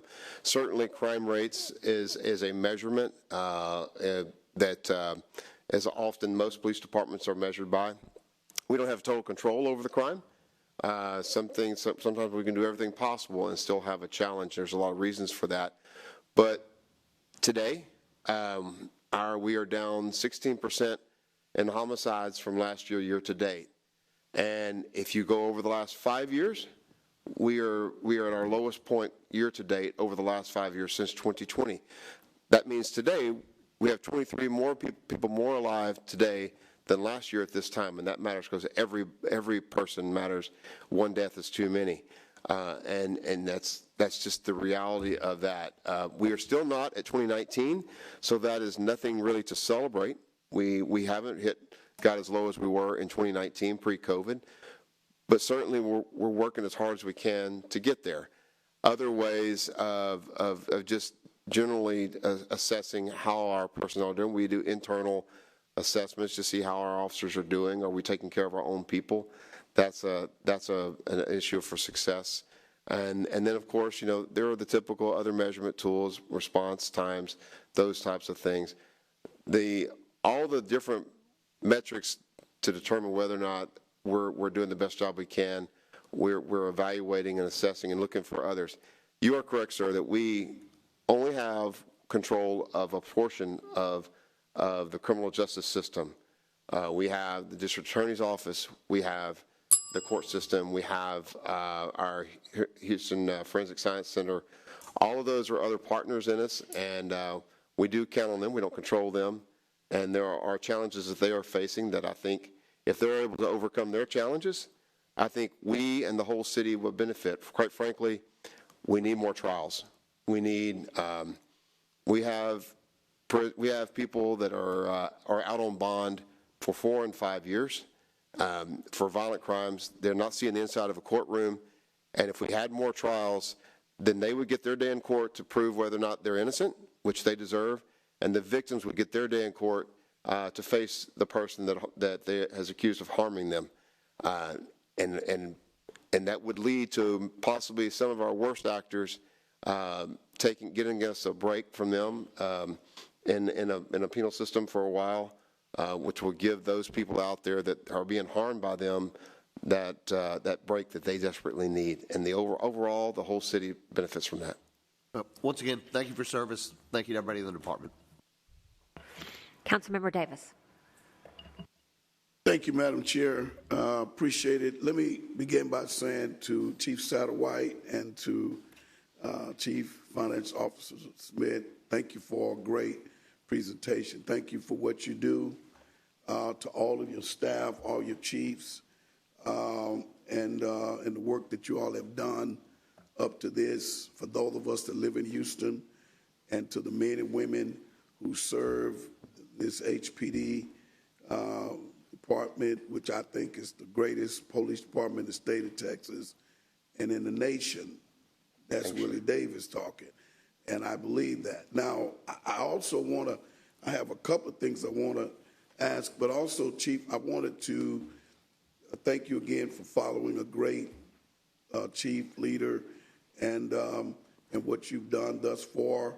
And then to say your conservative ask of 2,000. We've talked about this. I've been saying it for years. And the truth of the matter, we really need about 2,500. If you look at the average ratio of the class that going through, bar no problems, bar no weather incidents, bar any other catastrophe in the city, the job that Chief Hatcher has to do in recruiting and training areas, which is our responsibility, which is a tall one, to say the least, and looking at crime and the way crime is going up, because I'm watching and marking those numbers, which is what I talked about prior to me being here, because I've followed it. I've lived in this town all my life, and I've said, but here is the deal. I also want to ask, in the 911, let me ask you, how many people work at 911? I don't have that answer, but I might have the person behind me that does, council member. Good. Assistant Chief Anderson? If you want to mention about the difference between 911 and dispatch. I'm going to let you do that. Yeah. Yeah. That's what I'm getting to, yeah. Welcome to the hot seat. Thanks. Hello, I'm Jessica Anderson. I'm one of the assistant chiefs. It's a great question and one we get pretty frequently, but there's an interesting distinction in that HEC comprises both call takers, which are the 911 folks, and dispatch. So Chief Satterwhite would not be able to answer that question, and neither can I, because the 911 call takers fall under HEC, not HPD. Yes, thank you. And I want to make sure that I got that information. I want to be sure. And the reason why I'm asking that question is because as we know that technology and other things that we need to equip our officers to make our city safe going forward, that's a very important area. And there's a technology out there. I know Chief Satterwhite and some of the other chiefs know it's called Live 911, which I also believe would be a great asset to us. I'm certainly not against officers getting paid overtime, but overtime can also mean overwork. But the 911, Live 911, would bypass that for those. Fort Bend, Missouri City installated it, was the first in the state of Texas, and I think that's something that we need to consider, and I hope the mayor and the council would consider that greatly to be an additional to what our police officers and department need to make our city safe. Thank you, Madam Chair. Thank you. Thank you very much. On slide 16, investigations. So describe these. So these performance measures are basically reducing crimes against persons, investigations are investigating the crimes that have happened, right? So would a performance measure be like a clearance rate for investigations? I'm kind of confused about these performance measures. I mean, good performance measures, we want to reduce the number of crimes, but investigations are kind of after the crime, right? Maybe if you solve the crime, you reduce the number of incidents in the future, but just help me with that and why there's not like clearance rates of crimes as a performance measure for the investigative division. Yeah, that would be the best. She would be the best. And I'm to properly answer this, Councilmember, I'm going to bring up Director Cummins. Okay, great.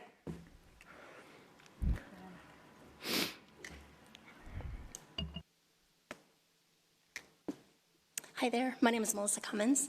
I oversee our Office of Planning and Data Governance. When we made the transition to NIBRS in the middle of 2018, the state didn't have a great way to produce true clearance numbers. So when you're looking at clearance numbers, you're looking at the number of cases cleared within a time frame in relation to the number of cases received during that time frame.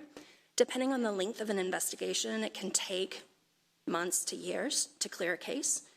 Under a normal, typical summary reporting type methodology, you would report all of your clearances all the way back to the 90s, to the 80s. When we made that transition to NIBRS in June of 2018, the state stopped counting any clearances prior to that and counted only those clearances for cases that were reported in 2018 moving forward. We modified our RMS system to be able to report in NIBRS. but we did not have a lot of the integrated technology to then produce those numbers that are related to the flat file that we send to DPS.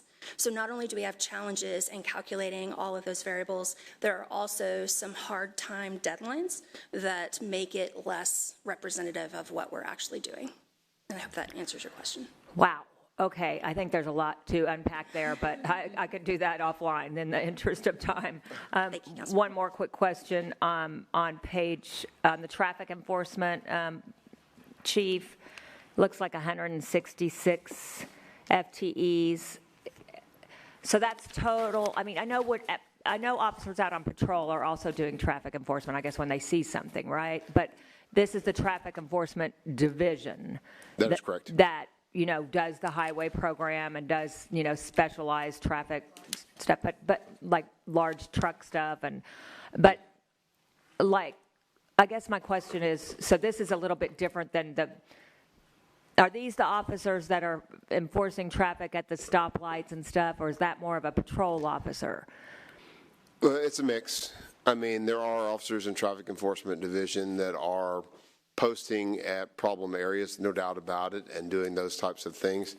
But the traffic enforcement division, you're talking about the highway interdiction unit, which quite frankly knocks down a lot of really bad actors transporting large levels of narcotics through our city, and also involved in human trafficking and all those other things. They work with a lot of different task forces on the state, local, and federal level. You have our truck enforcement unit, like you mentioned, trying to keep our large commercial vehicles, basically properly equipped, properly functioning to not be a hazard to our roadways. Our DWI task force is in our traffic enforcement division, and they're all working overwhelmingly night shift, as you might imagine, out there trying to keep impaired drivers off the road. So there's just a lot of different parts to the traffic enforcement division where they are focused primarily on those issues.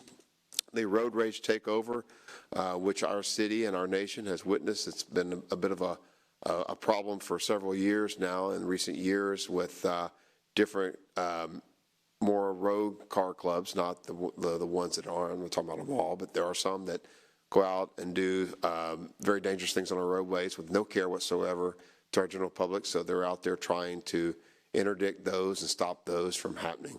It's a division focused to mobility, but patrol still does traffic enforcement too. They do crash investigations. Everybody does. Again, everybody has, when you come upon it or when you're dispatched to it, you go and you manage it.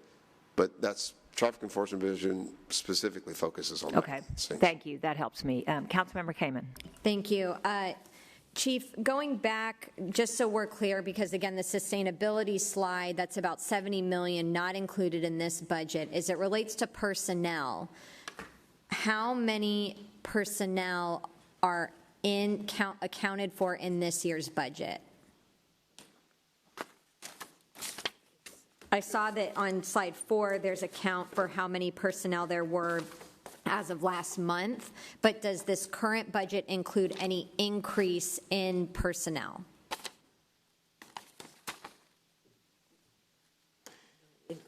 It's, Councilmember, let me go to that slide. It's going to involve, I think, possibly the number might be upwards of 100, isn't it? So there's no anticipated increase in the number other than what we anticipate increasing because we have more cadets. Right. So it's the cadet class inclusion, but other than that, for example, when we talk about the need for 150 investigators, that's not necessarily included in this. We're at the baseline of what we currently have plus the 2 cadet classes. Is that correct? That is correct. So what we would do in terms of the 150 investigators is basically FTEs and probably on an overtime basis, which would come out of the $11 million that we're asking for, and any grants and other funds that we can achieve. But the growth of the department is what we want, but it's not the growth at the pace that we really truly need. The 375 potential increase annually if you do 75 per particular cadet class. Our attrition is still about 240 Right. So the net is about 135 a year increase. And then earlier this year, there were a few headlines on it, but I don't think we've gotten a lot of information as it relates to Metro PD being absorbed within HPD. Can you speak to that? Have those numbers increased? What are those roles? How is that working right now? So we're still in conversation and trying to evaluate how that might happen. There are some challenges when it comes to things like pension, rank structure, and all of those things that need to be addressed in the interest of those officers, our officers, both agencies as a whole, and how we might merge. So it's an ongoing review and assessment in terms of how that might happen. I know that is the vision of the mayor.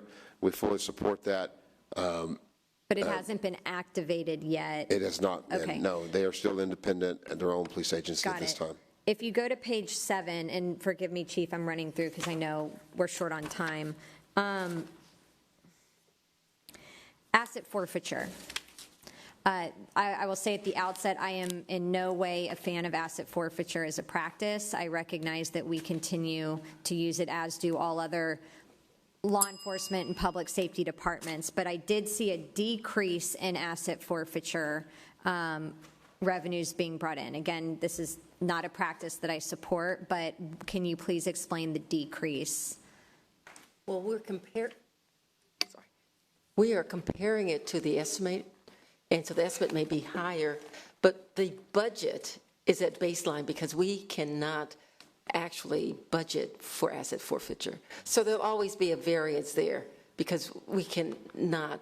So we're not depending on it as an item in the budget? Correct. Okay. I'd like to go back in queue, please. Oh, I mean, we do have, absolutely. We have a fund. It has a fund balance. We carry it over. And then we have a spending plan. But we cannot say, oh, we're going to use this money for this because it may not exist. Okay. Councilmember Ramirez.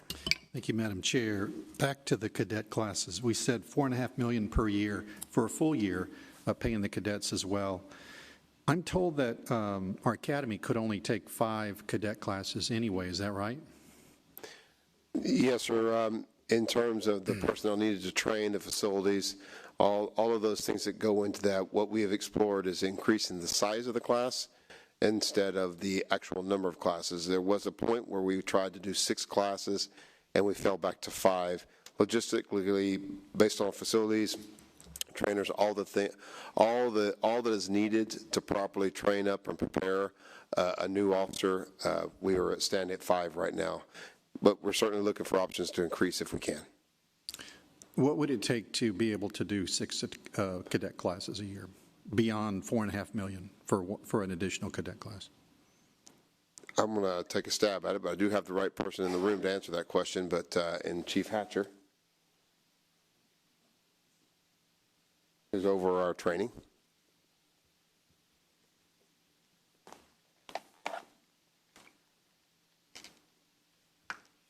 Good afternoon. Hi there. So it's not just about the staffing at the academy, it's also the time that it would take to recruit.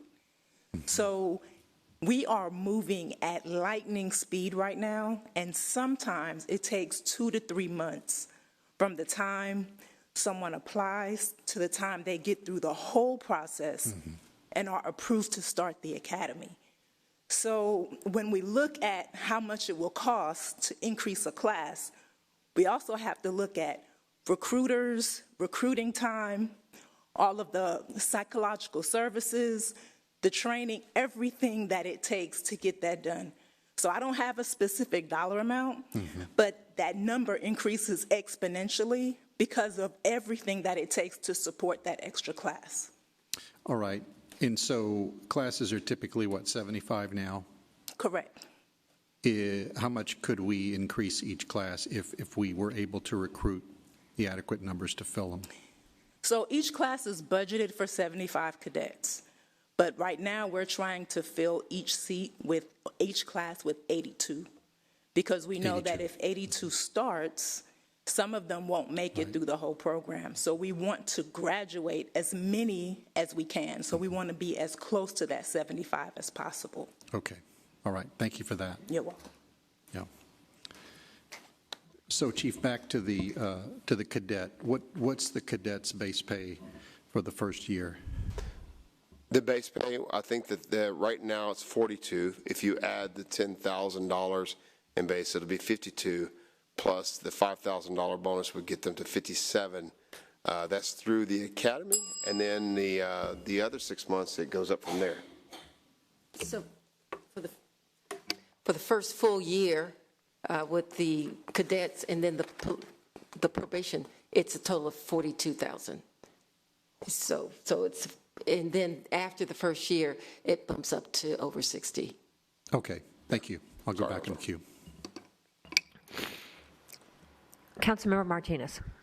Thank you, Chairwoman. To speak a little bit about the coming events that we're about to have, how much do folks pay into that rather than putting this stress on HPD when we have these larger events and pulling you all from the regular patrol, regular duties? Yes, sir. So are you talking about reimbursable versus? Well, some events do come with a budget. The Chevron Houston Marathon pays a large portion of the cost. It's very resource intensive. There's a little bit of a match from the department in terms of tactical resources for that, which has been historically our posture for a lot of our major events. So we do go to them, but there are some events that happen in the city that are not funded. The city picks up the tab for those events. Things that smaller parades and things like that the city really wants to sponsor and endorse. We will pick up the cost for that. So it's the best person to ask about that would be Director Susan Christian over our Mayor's Office of Special Events. She has all that precise data. That was going to be my next question. Who do we speak to when we talk about those contracts and how we can make sure that y'all are getting as much reimbursement as possible? Yes. So appreciate that. Yes, sir. Chief, when we talk about the hot team specifically, what's the ratio with officers and civilian on the hot team? So on the hot team, I think those are officers, and there may be some civilians involved in that too. The homeless outreach teams, certainly there are. But I want to make sure we have two different programs. We have our hot team, our homeless outreach team, which is a collaboration. We also have our CERT teams. We have 18 of those, and that's the officer and clinician that will also engage a lot of persons in the field that are homeless, that it might be in crisis. So I just want to make sure, which one are we talking? We're talking about hot. Hot, correct. The homeless outreach team. Yes, correct. Sir. So I think it's a sergeant and 4 officers. I don't want to, I might be wrong on the number, but I think that's the number right now. And I speak to it mostly because, I feel like, I'm going to speak a little bit about DRT because I feel like they do a little bit of everything, right? They do the patrolling, they do the nuisance abatement, and I feel like we're stretching our officers too much at times. And so if there's an opportunity to increase the civilian aspect on that side, to maybe be some cost savings as well, and again, not having to have those law enforcement officers always be the first one to respond to some of those crises as well might be helpful. And to the point of DRT, have they ever received any incentive pay? We're working on that. I hear about that quite often. And they're deserving of it. Yes, sir. Yeah, 100%. They do a little bit of everything. And there are point of contacts for the office. And so it's good to hear that there is some talks about it. And then the last one, if I can just ask this one, Chairwoman. What funding sources connected to addressing, I'm assuming it's the community service and victim services for human trafficking? When it comes to male human trafficked individuals, what I've found, and I've gotten calls from folks that have been in situations where they've found someone, but it's hard to find services for them, specifically males. You have several services for women. In 2 instances, and it happened within a week, there's one that was being trafficked and made to work, and another one that was found. And so where they find housing, and where does that funding come from when y'all do provide some housing for those individuals? Yes, sir. So I think we included a list of outreach in our presentation. It's large, and there is a concern. You are correct. There's not as much resource available when the male is the victim, an adult male. Certainly minors, yes, but not adult males as much. It's something to work on, something to look at. But right now, we would absorb that through our current other outreach. I know that we could lean on them and they would be there for them. And as a matter of fact, I've actually have I've been in conversation with one of our citizens who has reached out to me regarding that very issue with her son.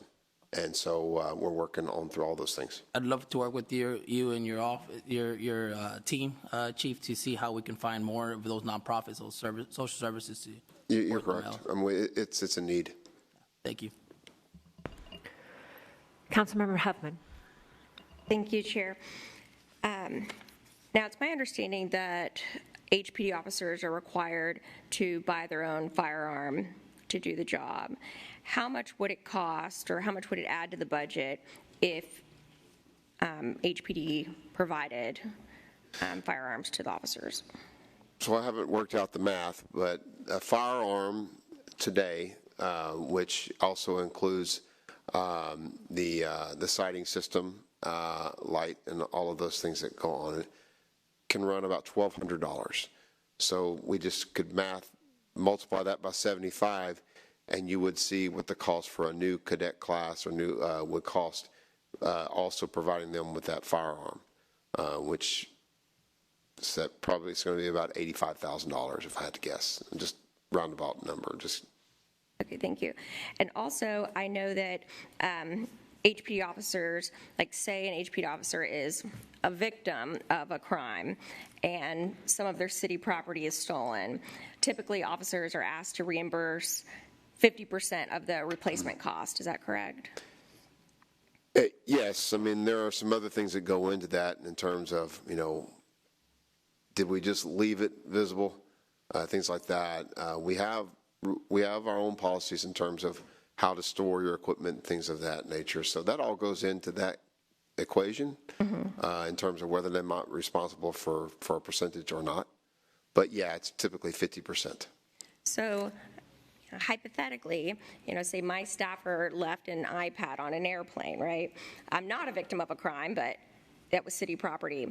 The city of Houston didn't ask her to pay for half of the replacement cost. Do you know what the number would be if HPD stopped that policy and just replaced the equipment? If, for something like if they weren't negligent or things like that? I don't have that number, council member. I mean, this is a policy that's been in place for some time, well before me. I mean, it is a conversation that we could have. I mean, obviously, the officers don't intend to have their property taken, like no one does. I mean, when John Q. Citizen is out there, I mean, and their property gets stolen too. So we do want our officers to be very careful, especially with their firearms, because just as we discussed earlier, I preach that quite a bit. That's probably the one that's most sensitive to me. We don't want to put a firearm in the hands of a criminal. So it's a conversation we might have, but right now I don't have what that savings would be to the officer or cost would be to the city per se right now. Thank you. Councilmember Carter. Thank you, Chair. Just to reiterate, the HOT team consists of one officer and 3 civilians. Is that what you said? No, ma'am. I think our HOT team is a sergeant and 4 officers, but Sergeant and 4 officers, so 4 total for 5. the entire city. I think it's a squad of 5. I could be wrong. I'm gonna. T. Good over there. I'm gonna phone a friend. We'll T. Good, back if, how accurate I am on that. There are no help. So at any rate, just want to point out, there's a team of 4 or 5 for the entire city of Houston for correct. homeless outreach. Yes. Okay. And that team is in mental health, and other officers can have that capability, but that specific unit, I believe, is a sergeant and 4 officers. Yes. Okay, thank you for clarifying. Also, too, just curious and I may have missed this, but are the cadets required to stay any length of time after they finish academy and their 6-month, I think you said a 6-month period, are they required to stay with the city of Houston for any period of time after that, or what does that look like? There's no contractual obligation. You're saying if they graduate, they become an officer? No. No. Councilmember Kamen. Thank you, Chair. A few just smaller things, Chief. The non-emergency line. We know that it's very heavily used. I've called in a few times for different things, and whoever picks up the phone is always terrific. But unlike 311, it doesn't give you how long the expected wait time is. When it goes through a recording, it's quiet for different segments. So I know the music that you normally hear when you're on hold with someone is annoying, but it at least lets you know that you're still connected. Do we know the approximate cost of upgrading the non-emergency line? I do not. Okay. I don't even think I have anybody in the room that has that number. Okay. Council member, but I can get that for you. That would be great, and we'll submit it. But again, so many of our residents use it, but it doesn't always communicate the information needed, like just that they're still on the line and how many callers are ahead of them, whatever that may be. Special events. We touched on it when you talked about the World Cup coming and other major events, or it could just be a protest in response to an event that's here, or just a naturally, organically inspired protest. We have graduations, we have Astros games. All of those, for the public that may not know, are a cost to HPD in the city in terms of staffing.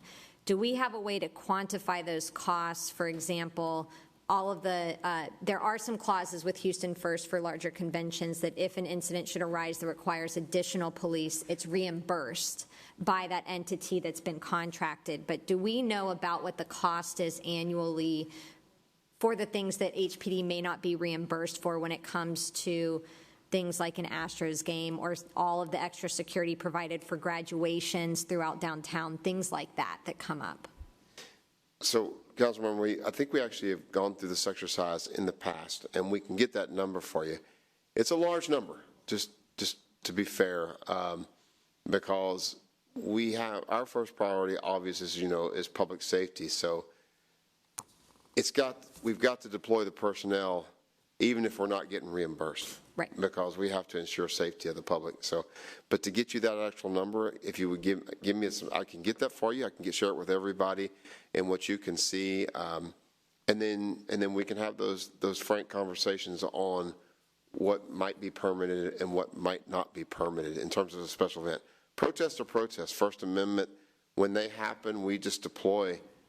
They're not reimbursing, and we've had quite some very large ones. We're having quite a few right now, and being an election year and a hotly contested election year, we anticipate that number of protests and activity, First Amendment activity, to increase, which will drive up the demand on personnel and cost. Right. So, and again, it's, how do we quantify those costs, including special events where it's not contracted for reimbursement? So that would be helpful, and we'll submit that.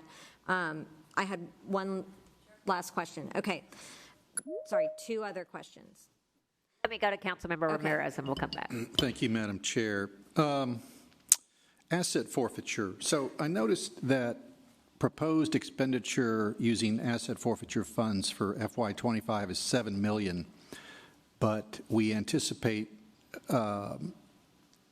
receiving much less than that in the same period.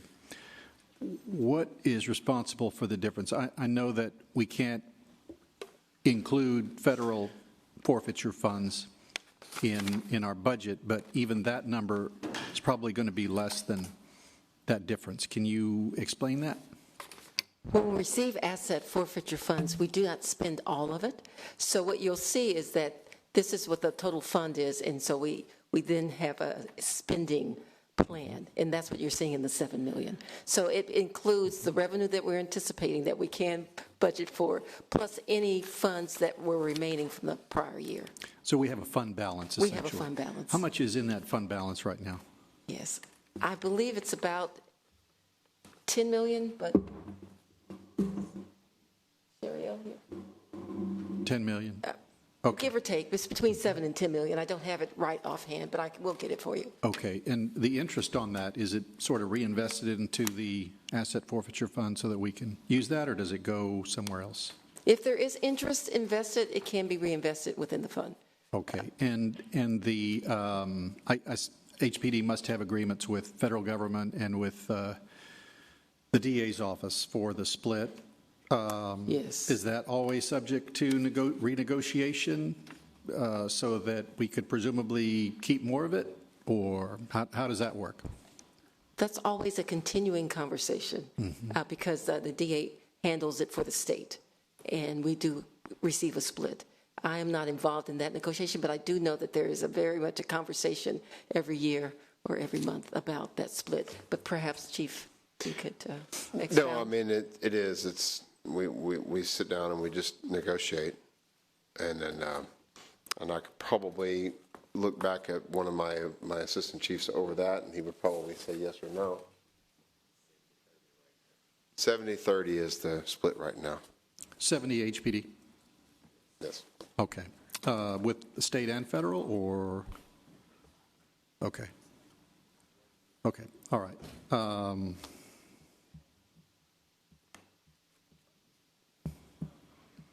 That's all I have right now. Great. Councilmember Kamen. All right, super quick.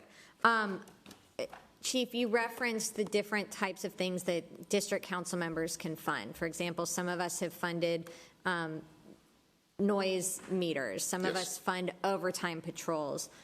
The list goes on. We've funded Polaris vehicles to get to hard-to-reach places.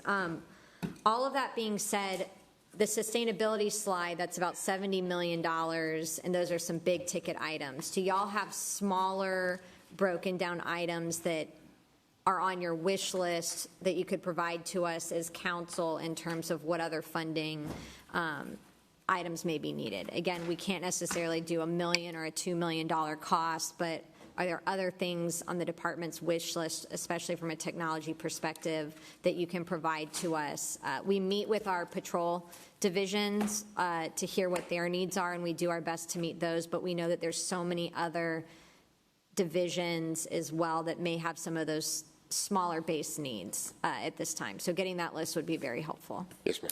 Okay, thank you. Stephen with Councilmember Evan Shabazz. Thank you, Council Lady. We had two quick questions. One, Council Lady has provided overtime since she's been in office, as well as most of her colleagues. What is your wear and tear on your officers like that as we continue to work them like that? Well, there's a cost in fatigue. There's no question. We've been asking officers to work overtime quite a bit, certainly in the last 2 to 3 years. And that hasn't changed because that's the only way we can get enough personnel on the street to really, truly try to protect the public to the very best of our ability. So it's always a concern of mine, Stephen. I mean, I want to make sure that when we're deploying them into the field that they're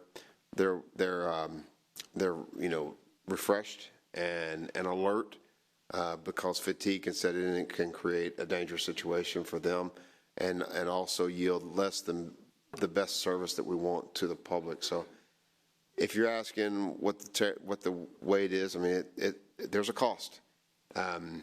It's great to have the money, and we need the money right now because the overtime and technology are probably the only ways we're truly going to be able to cover what is just a vast gap delta that we face. But the cost is in wear and tear on our people. So the more people we get hired, trained, and deployed, the better off we all are. Finally, the crossing guard program, is 16 schools that are covered? Yes. Is it possible to add more? Specifically, we have a couple in our district that are in dire need. It is based on funding. So if we receive the revenue in, we can provide it. And it actually is coming back up for a contract in the next year or so. So we can talk to the council member. Thank you. All right. Great. Thank you very much. Staff from Councilmember Plummer's office. Munira. Hi. Thank you, Chair. This is a question from Councilmember Plummer. In 2022, the City of Houston added 6 additional CERT teams and 20 MCOT teams. How many of those teams are included in the FY 2025 budget? So these were added using ARPA funding? Yes. So we have enough ARPA funding for that program through June of 2025. So it's not in this general fund budget. It is still funded through the ARPA monies. However, in 1 year, we're going to have to fund it. I'll ask that question then. Okay. Seeing no other council members or staff in the queue. Well done. We do have a lot of public speakers, though, so, okay. All right, so thank you very much, Chief. Rhonda, thank you, as always, for your presentation and for answering all of our questions. I'm sure many of us will be submitting some in writing over the next few days, too. So appreciate your time and all the great work at HPD, so thank you. Mo Cortez, call my first public speaker, Mo Cortez. If you're online, hit *6. Some people who plan to come in person are now doing virtual because of the storm. So, Mo Cortez. Okay, moving on to Sarah Saeed. I did see her. Hi, Sarah. It's 3 minutes.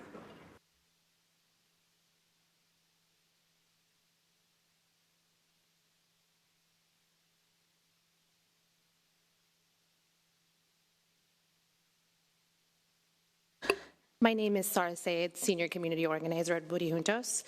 As a part of the Mayor's goals for public safety and government that works, I'm just going to provide some observations, a recommendation, and just a few questions. Effective outreach as a part of maintaining public confidence through community trust requires moving funding away from certain police initiatives and directly into the community. And education for the public that is accessible and equitable. Accountability cannot just be through operational advancement and productivity, and rather through community stakeholdership, reinvestment into marginalized neighborhoods, and surveying. Just some observations just based on what I heard today. We heard about a request to increase staff support, but what we have not heard is how this is related to a reduction in crime rates. What community leaders are looking for is a hard statistic. I have not seen language access as a part of the increased request for technology. I mentioned this last year as well. Keep in mind, folks who have their Miranda rights read to them, the Bain Act, the Fifth Amendment rights. How are you listening to folks and talking to them in the language that they feel most comfortable? What I did hear from officials today about their comprehensive support for victims, in their description, it did not include language accessibility. And these are just things to consider when we're thinking about how we are moving and making operational initiatives when it comes to budget decisions. Just some recommendations. As you know, the Houston Chronicle reported a massive drop in criminal investigations, up to 260,000 incident reports, by labeling them as suspended, which was a fallout, many of which were mislabeled, and many of which happened during Hurricane Harvey, during an emergency disaster. What we are seeing is a recurring theme in budget conversations, and it seems like more funding should be emphasized on emergency management and working with the county and surrounding counties for collective investment into emergency response, not necessarily more police. And just some questions that I'm going to just leave this body with, and I hope some of the folks behind me are listening from HPD. What % of this budget's expenditures are controlled by the Meet and Confer agreement with the Houston Police Officers Union? That's a question community leaders would like to know. And the second one is, Freedom of Information Act FOIA request documents are sufficient to show when Homeland Security grant program funds were used to pay for travel or training in Israel for the Houston Police Department during the calendar years of 2010 through 2020. Can it be confirmed that this is still happening, and is this reflected in the current budget? Those were my two questions. Thank you very much. Next, we'll have Laura Gallier. I think you are online, Laura.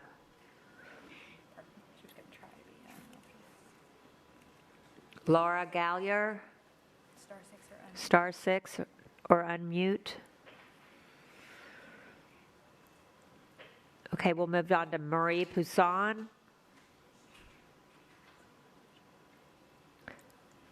Marie Poussin.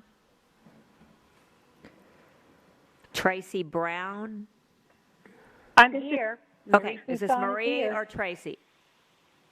Marie. Okay, great. Marie, you have 3 minutes. Thank you. I'm Marie Poussin, a constituent in District C, born and raised in this city, and still here.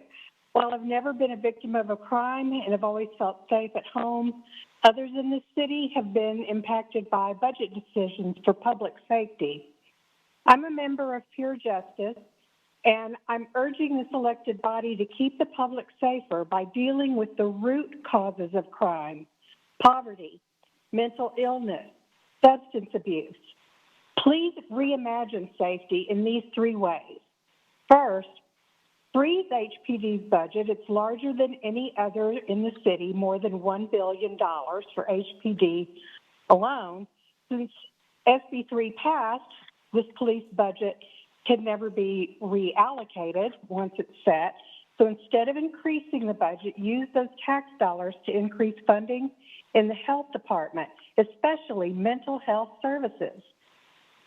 Also, many emergencies can be handled by trained mental health advocates and crisis workers without armed law enforcement involvement.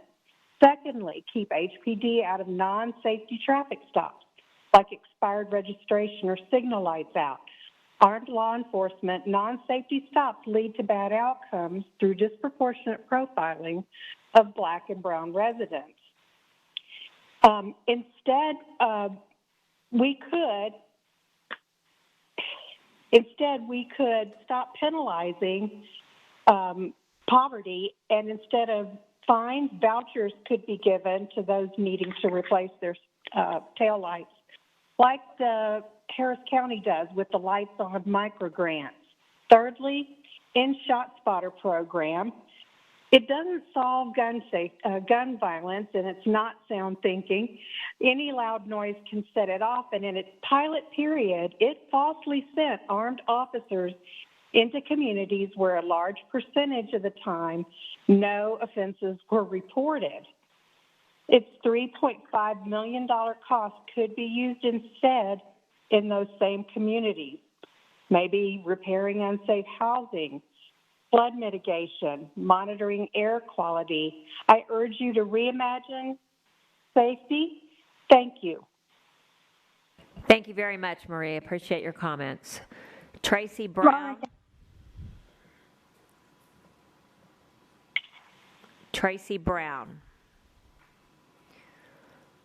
Okay, I'll move on to Stephen Wu, who I see is in the chamber. And thanks to all the public speakers for waiting so patiently.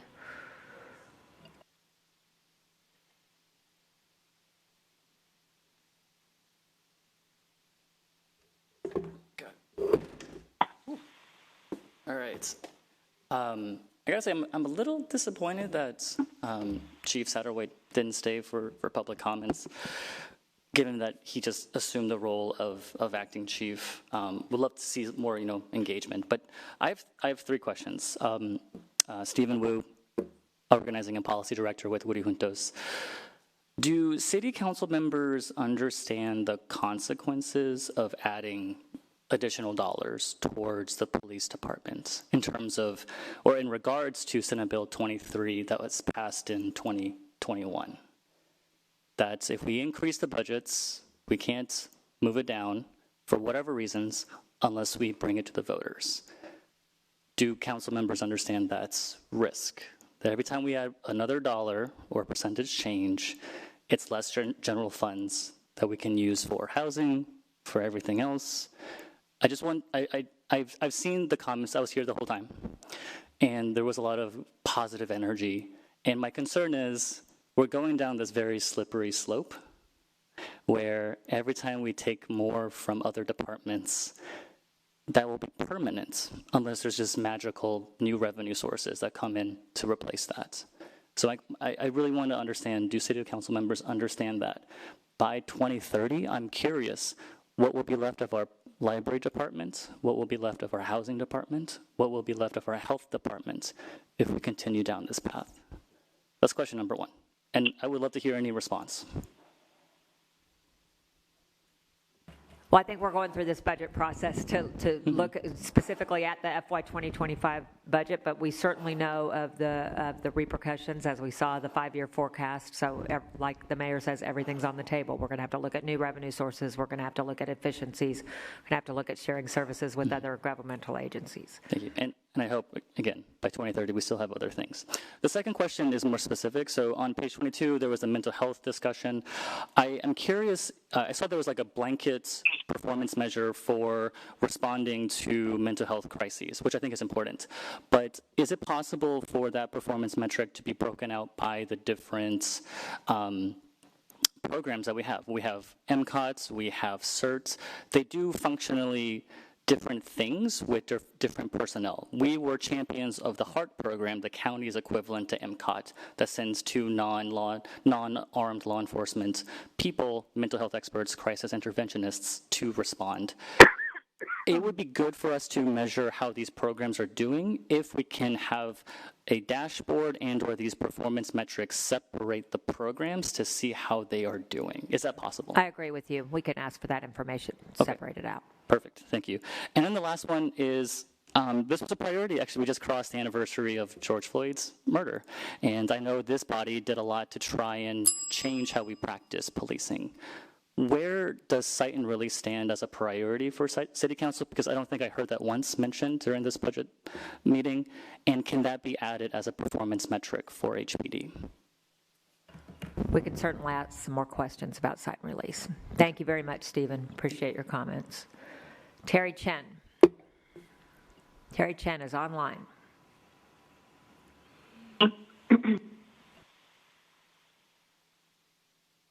Hi, can y'all hear me? She can't see you. Hello. Okay. Thank you, council members. My name is Terry Chen, and I'm the Organizing and Policy Associate for Woody Juntos. Presently and consistently, 4 out of 5 people in the Harris County Jail have a mental health flag, which means our jail is serving as a cage for people with mental health challenges. Since HPD is the primary avenue for people to get placed in the jail, community members are hoping to understand what meaningful steps is HPD taking to address this. And we would like to hear from HPD regarding this, but I hear that they have left the room.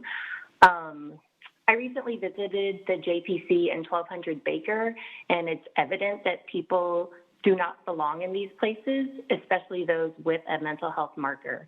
There is zero sunlight. The spaces are loud and echoing. It's not temperature regulated. It's moldy.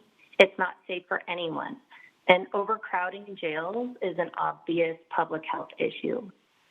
Since we know that meeting people's basic needs is one of the best ways to improve mental health, we are advocating today for putting money into services that will directly help all Houstonians as we head into what is predicted as one of the worst hurricane seasons.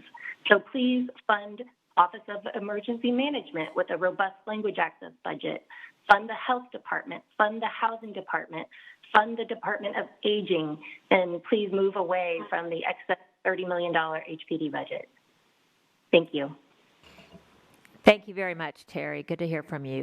Elijah Newman.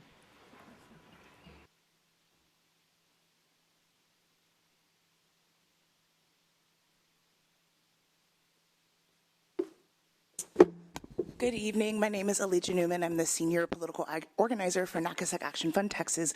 Before I start, I'd love if you'd wiggle around in your chair, get some energy going. I think it's good for you.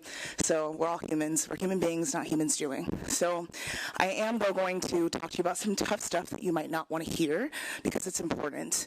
For the record, I'd like to point out that the folks here of the police department had spiral-bound, printed out color a visual for themselves of their proposed budget. I think we could be better financial stewards, especially as they asked for an increase of $332,000 for administrative services. Some questions I have for later for Chief Finner. I want to know what the chronic issues are that he was talking about that are plaguing our city. And then one council person, I believe it was Councilwoman Twyla, suggested that they're not asking for enough money, but I would like to reiterate that we are in debt. So as you know from Stephen's testimony and some other folks, we can't reduce any funding, so we can't decrease any funding moving forward, and that's extremely important. I see that in the budget for mental health, there's a 118% increase compared to training, which is decreasing by 116%. You can see that on page 8. The training that is listed under under mental health is crisis intervention training, and I think that it's inappropriate to allocate money from the police budget to mental health calls, considering that these are not mental health professionals. Why is that part of their job allocated to why is a part of that job allocated to HPD and not caseworkers? Any situation involving police is a crisis. So when you call any hospital or anyone, dentist, it'll say if this is a life-threatening emergency, hang up and dial 911. So I don't necessarily think that they don't need crisis intervention training, but when it comes to mental health, the training is not for them, it's for the community that they're serving. With that in mind, I think that it's important for us to start incorporating cultural competency courses or implicit bias training. I know that folks don't like those buzzwords, as we're, there are folks that don't like a social justice warrior, but the reality is, like, social justice warriors care about society, right? They don't just want to do things to mess stuff up or to get in an argument with you or to bring a pitchfork. As I said, we're human beings, not humans doing. And I'm sure you're going to hear a lot of this. You've heard a lot of this, but it's important. So many people today have testified about the systemic issues, and the reality is that we all have implicit bias. Even last week, when we were talking about language access, a council member suggested that we use our phones to translate. I don't mean to call that person out to cancel them. I'm saying that because we all need to improve. I myself have my own biases that I move through the world with, but the difference is I try to correct myself, or I try to humble myself enough. Seek humility, or it will find you. It's important for us to move differently. It's 2024. I know that, like, again, a lot of these buzzwords just seem like some BS that people want to say to you, but we can impact a significant amount of lives. And I think the reality is some of the stuff we've done hasn't worked. So what do you have to lose in trying something new? Thank you. Thank you very much, Alicia. Next, we have Saba Blanding. Saba, are you online? Hey, good afternoon. How are y'all doing? Good to hear from you.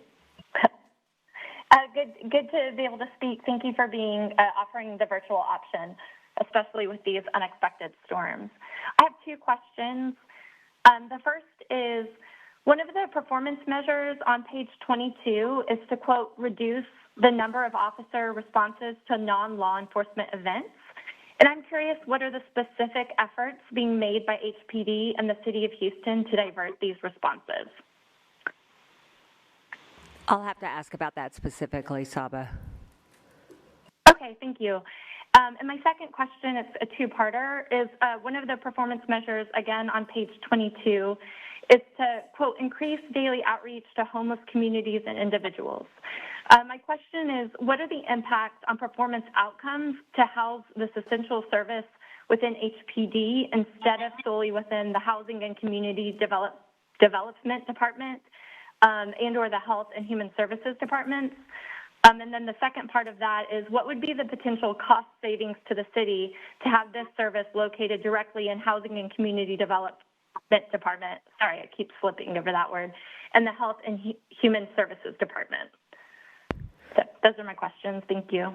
Okay, thank you very much, Saba. I know that on the performance measures, we're trying to get, we're working towards getting more meaningful ones, so we know that just not just that the outreach is paying off, that the outreach is having some effect. So I agree with you there.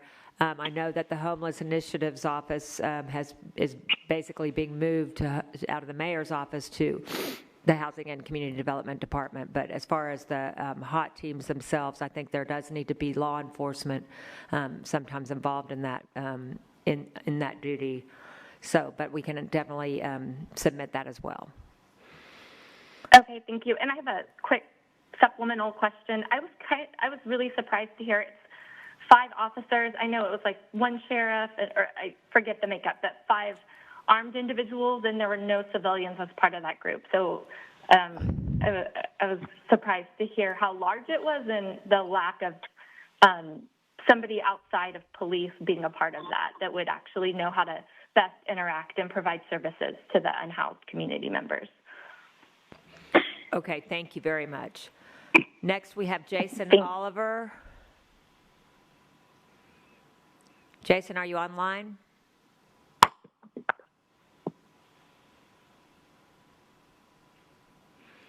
Jason Oliver. Okay, next we have Katie Hi, Merza. can you hear me? Oh, Jason, I think I hear you. Okay, great. Hello, good evening, everyone.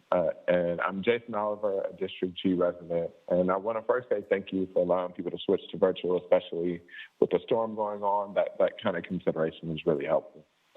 I appreciate the presentation, and a big takeaway that I have is really concerned that we aren't taking seriously the consequences of adding more money to HPD without real outcomes or accountability. You all asked great questions about clearance rates, and we were told that those stopped in 2018. You asked about special events costs, and we were basically told a lot, but we're going to pay it anyway. I'm reminded of the $20 million spent for HPD overtime after George Floyd was killed, alongside the insistence that everything was peaceful, right? And yet hundreds of people put into the jail, right, clogging up the criminal legal system even more.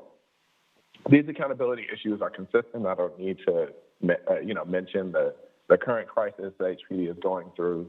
And I appreciate the questions from council members about issues like crisis response, ShotSpotter, right, and calls for service, both emergency and non-emergency. One thing that I want to highlight and ask about, HPD has a higher officer rate per capita than nearly every other large police department in Texas.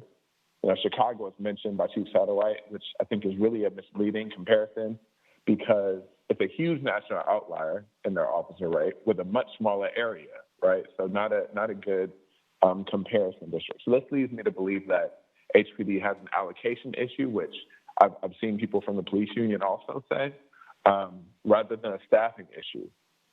Can you all please explain how Houston is so different from other large Texas cities to justify this claim of being vastly understaffed? What's the difference between Houston and these other cities? Thank you, Jason. We can definitely, I'm not sure I heard your very last question. The difference between what? Houston and these other large cities to justify this claim of being vastly understaffed. Okay. Okay. Well, I'll have to go back to the tape. Thank you. We'll make sure and touch base with you to make sure we get the question asked correctly. Okay. And then Thanks there's so much one other. Yeah. And then there's one other question. I'm thinking about, violent crime is an issue that is really important to address. I'm thinking about the tragic incident at Lakewood Church, showing us that often police are not the response that is either capable or willing, hopefully that's not the issue, right, of providing appropriate and necessary care to people facing mental health challenges. Which HPD services would be strong candidates for transitioning to a department like health to allow those resources to serve those in need in a more targeted manner to avoid incidents like the one at Lakewood? And this, I think, is building on some of the questions that have been asked. But we're really, I think, trying to think deliberately about how we can get the people that are best trained to provide mental health care and to provide housing assistance in front of the people that need mental health care and housing assistance. So that's it. Thank you, Jason. All good points, and we'll make sure to dig in a little deeper with HPD and get you some responses. Thank you. Next, Katie Munza.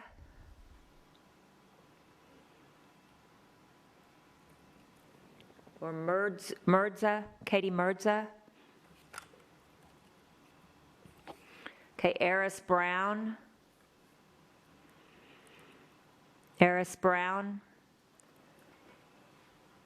Alondra Andrade.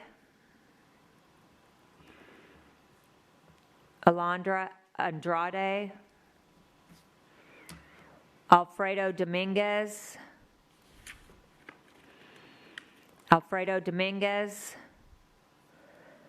Christopher Rivera. Christopher Rivera. I think some people dropped off with the storm. Laura Gallier is on. No? Oh, that was Christopher. Okay, Christopher Rivera. Oh, Whoever's Laura out there. Gallier is here. Laura Gallier is here. Oh, great, Laura. Go ahead, Laura. Thank you so much. Excuse me. Good afternoon. My name is Laura Gallier, and I'm a senior white District C constituent with a large Houston family, 5 generations, including my children and grandchildren. We all feel safe in Houston. I'm also a member of Pure Justice, and my comments are taken from the experiences of our members, primarily African American, who are impacted by the public safety budget. I ask you to freeze HPD budget at last year's level, since under state law it can never be reduced. Instead, excuse me, demand better public safety with the $1-something billion annually by making changes in the ways HPD is operating. One, this HPD presentation says they need a lot of new vehicles and 2,000 more officers. I reported to City Council about HPD dispatching 12 vehicles and 12 officers plus 2 EMS vehicles to deal with 1 unarmed homeless man. I videoed over half of these officers doing nothing, wasting the HPD budget and taxpayer dollars. I've seen other similar wasteful dispatches, and you may have too. HPD can have more vehicles and officers available if they dispatch more appropriately. 2, on slide 8, the budget shows significant revenue increases for mental health and employee wellness. Yet on slide 13, it shows no increase in spending in these departments. Please make sure this revenue is being spent as intended. 3, ShotSpotter does not work as intended, and contracts have been canceled around the country. It detects noises that aren't gunfire. When officers show up, the suspect is often gone, but whoever is there suddenly seems like a suspect. It leads to many wasted police dispatches while HPD says they are understaffed. Number 4, by contrast, license plate reader technology could save taxpayer dollars by using it to enforce non-safety related vehicle infractions such as expired registrations, broken taillights, and more. For people who want to comply but are financially strapped, a program like Harris County's Lights On voucher program would improve public safety at a fraction of the cost of using highly trained, armed law enforcement to make dangerous traffic stops to ticket folks for expired tags.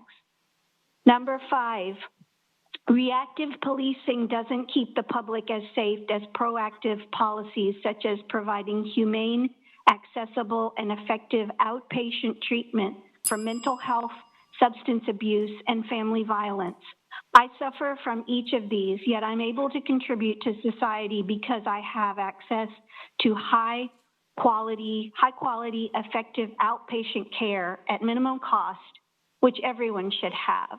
And 6, FIFA needs to pay for their own security or pay for extra law enforcement. They can afford it, and so can other special events. Please demand better public safety without increasing the HPD budget. Thank you for letting me call in. Thank you, Laura. I appreciate your comments very much. Any other public speakers online that couldn't get in? Christopher Rivera. Hello, this is Christopher. Can you hear me? Yes, go ahead. Great. Thank you so much. I really do appreciate the time, but I am also disappointed that Interim Chief Satterwhite has left and not able to address the issues that the public's bringing up. But my questions are really tied to traffic enforcement. The program really describes traffic enforcement being like a program to protect the public safety by enforcing certain laws. But in the performance measures, it fails to actually address things that the police do that often impacts public safety. What I mean particularly is when they conduct non-safety traffic stops, we see that Black and brown communities are often over-policed, face the brunt of high excess of use of force, as well as incidents of death during these types of stops. And I was wondering if the police chief would consider measuring those types of performances and seeing that a decrease in racial disparities, such as when use of force is used, or the fact that they issue such citations to Black and brown individuals. I was also wondering if they would consider tracking the amount of people who are injured or are fatally wounded during these types of stops. We have seen that the numbers have doubled. In 2002 to 2023, there was 2 non-safety traffic stops deaths that happened in HPD, and then we saw for 2023 to 2024, there has been 4. So there has been a double in the police assaults that the public faced, but yet the measures here do not indicate any of that. It also doesn't indicate anything that really curtails road fatalities and injuries like speeding, driving recklessly. Those are not here, but yet they have other measures that would indicate that they are performing well. Also, I would like them to address the actual number of how many contraband items they are found. I see that they have certain numbers here, but I would imagine that the percentage is so low that they cannot actually list it, because many studies have shown that when police move away from non-safety traffic stops and completely end them like they have in Philadelphia, or embrace other programs like the Lights On program, we see that racial disparities are actually addressed and the public road is much more safer. So I would hope that HPD would start including those types of statistics, and I echo what other people had said. I believe the budget should be frozen, and I hope that Interim Police Chief Satterwhite would consider ending non-safety traffic stops, or at least embracing the Lights On program. We have spoken to him. He knows about the program, and I hope he will take the time to implement those changes and measure the actual impact that the police have upon the public. Great. Thank you, Chris. Appreciate your comments. Any other public speakers online that would like to, or in the chamber that would like to address the committee?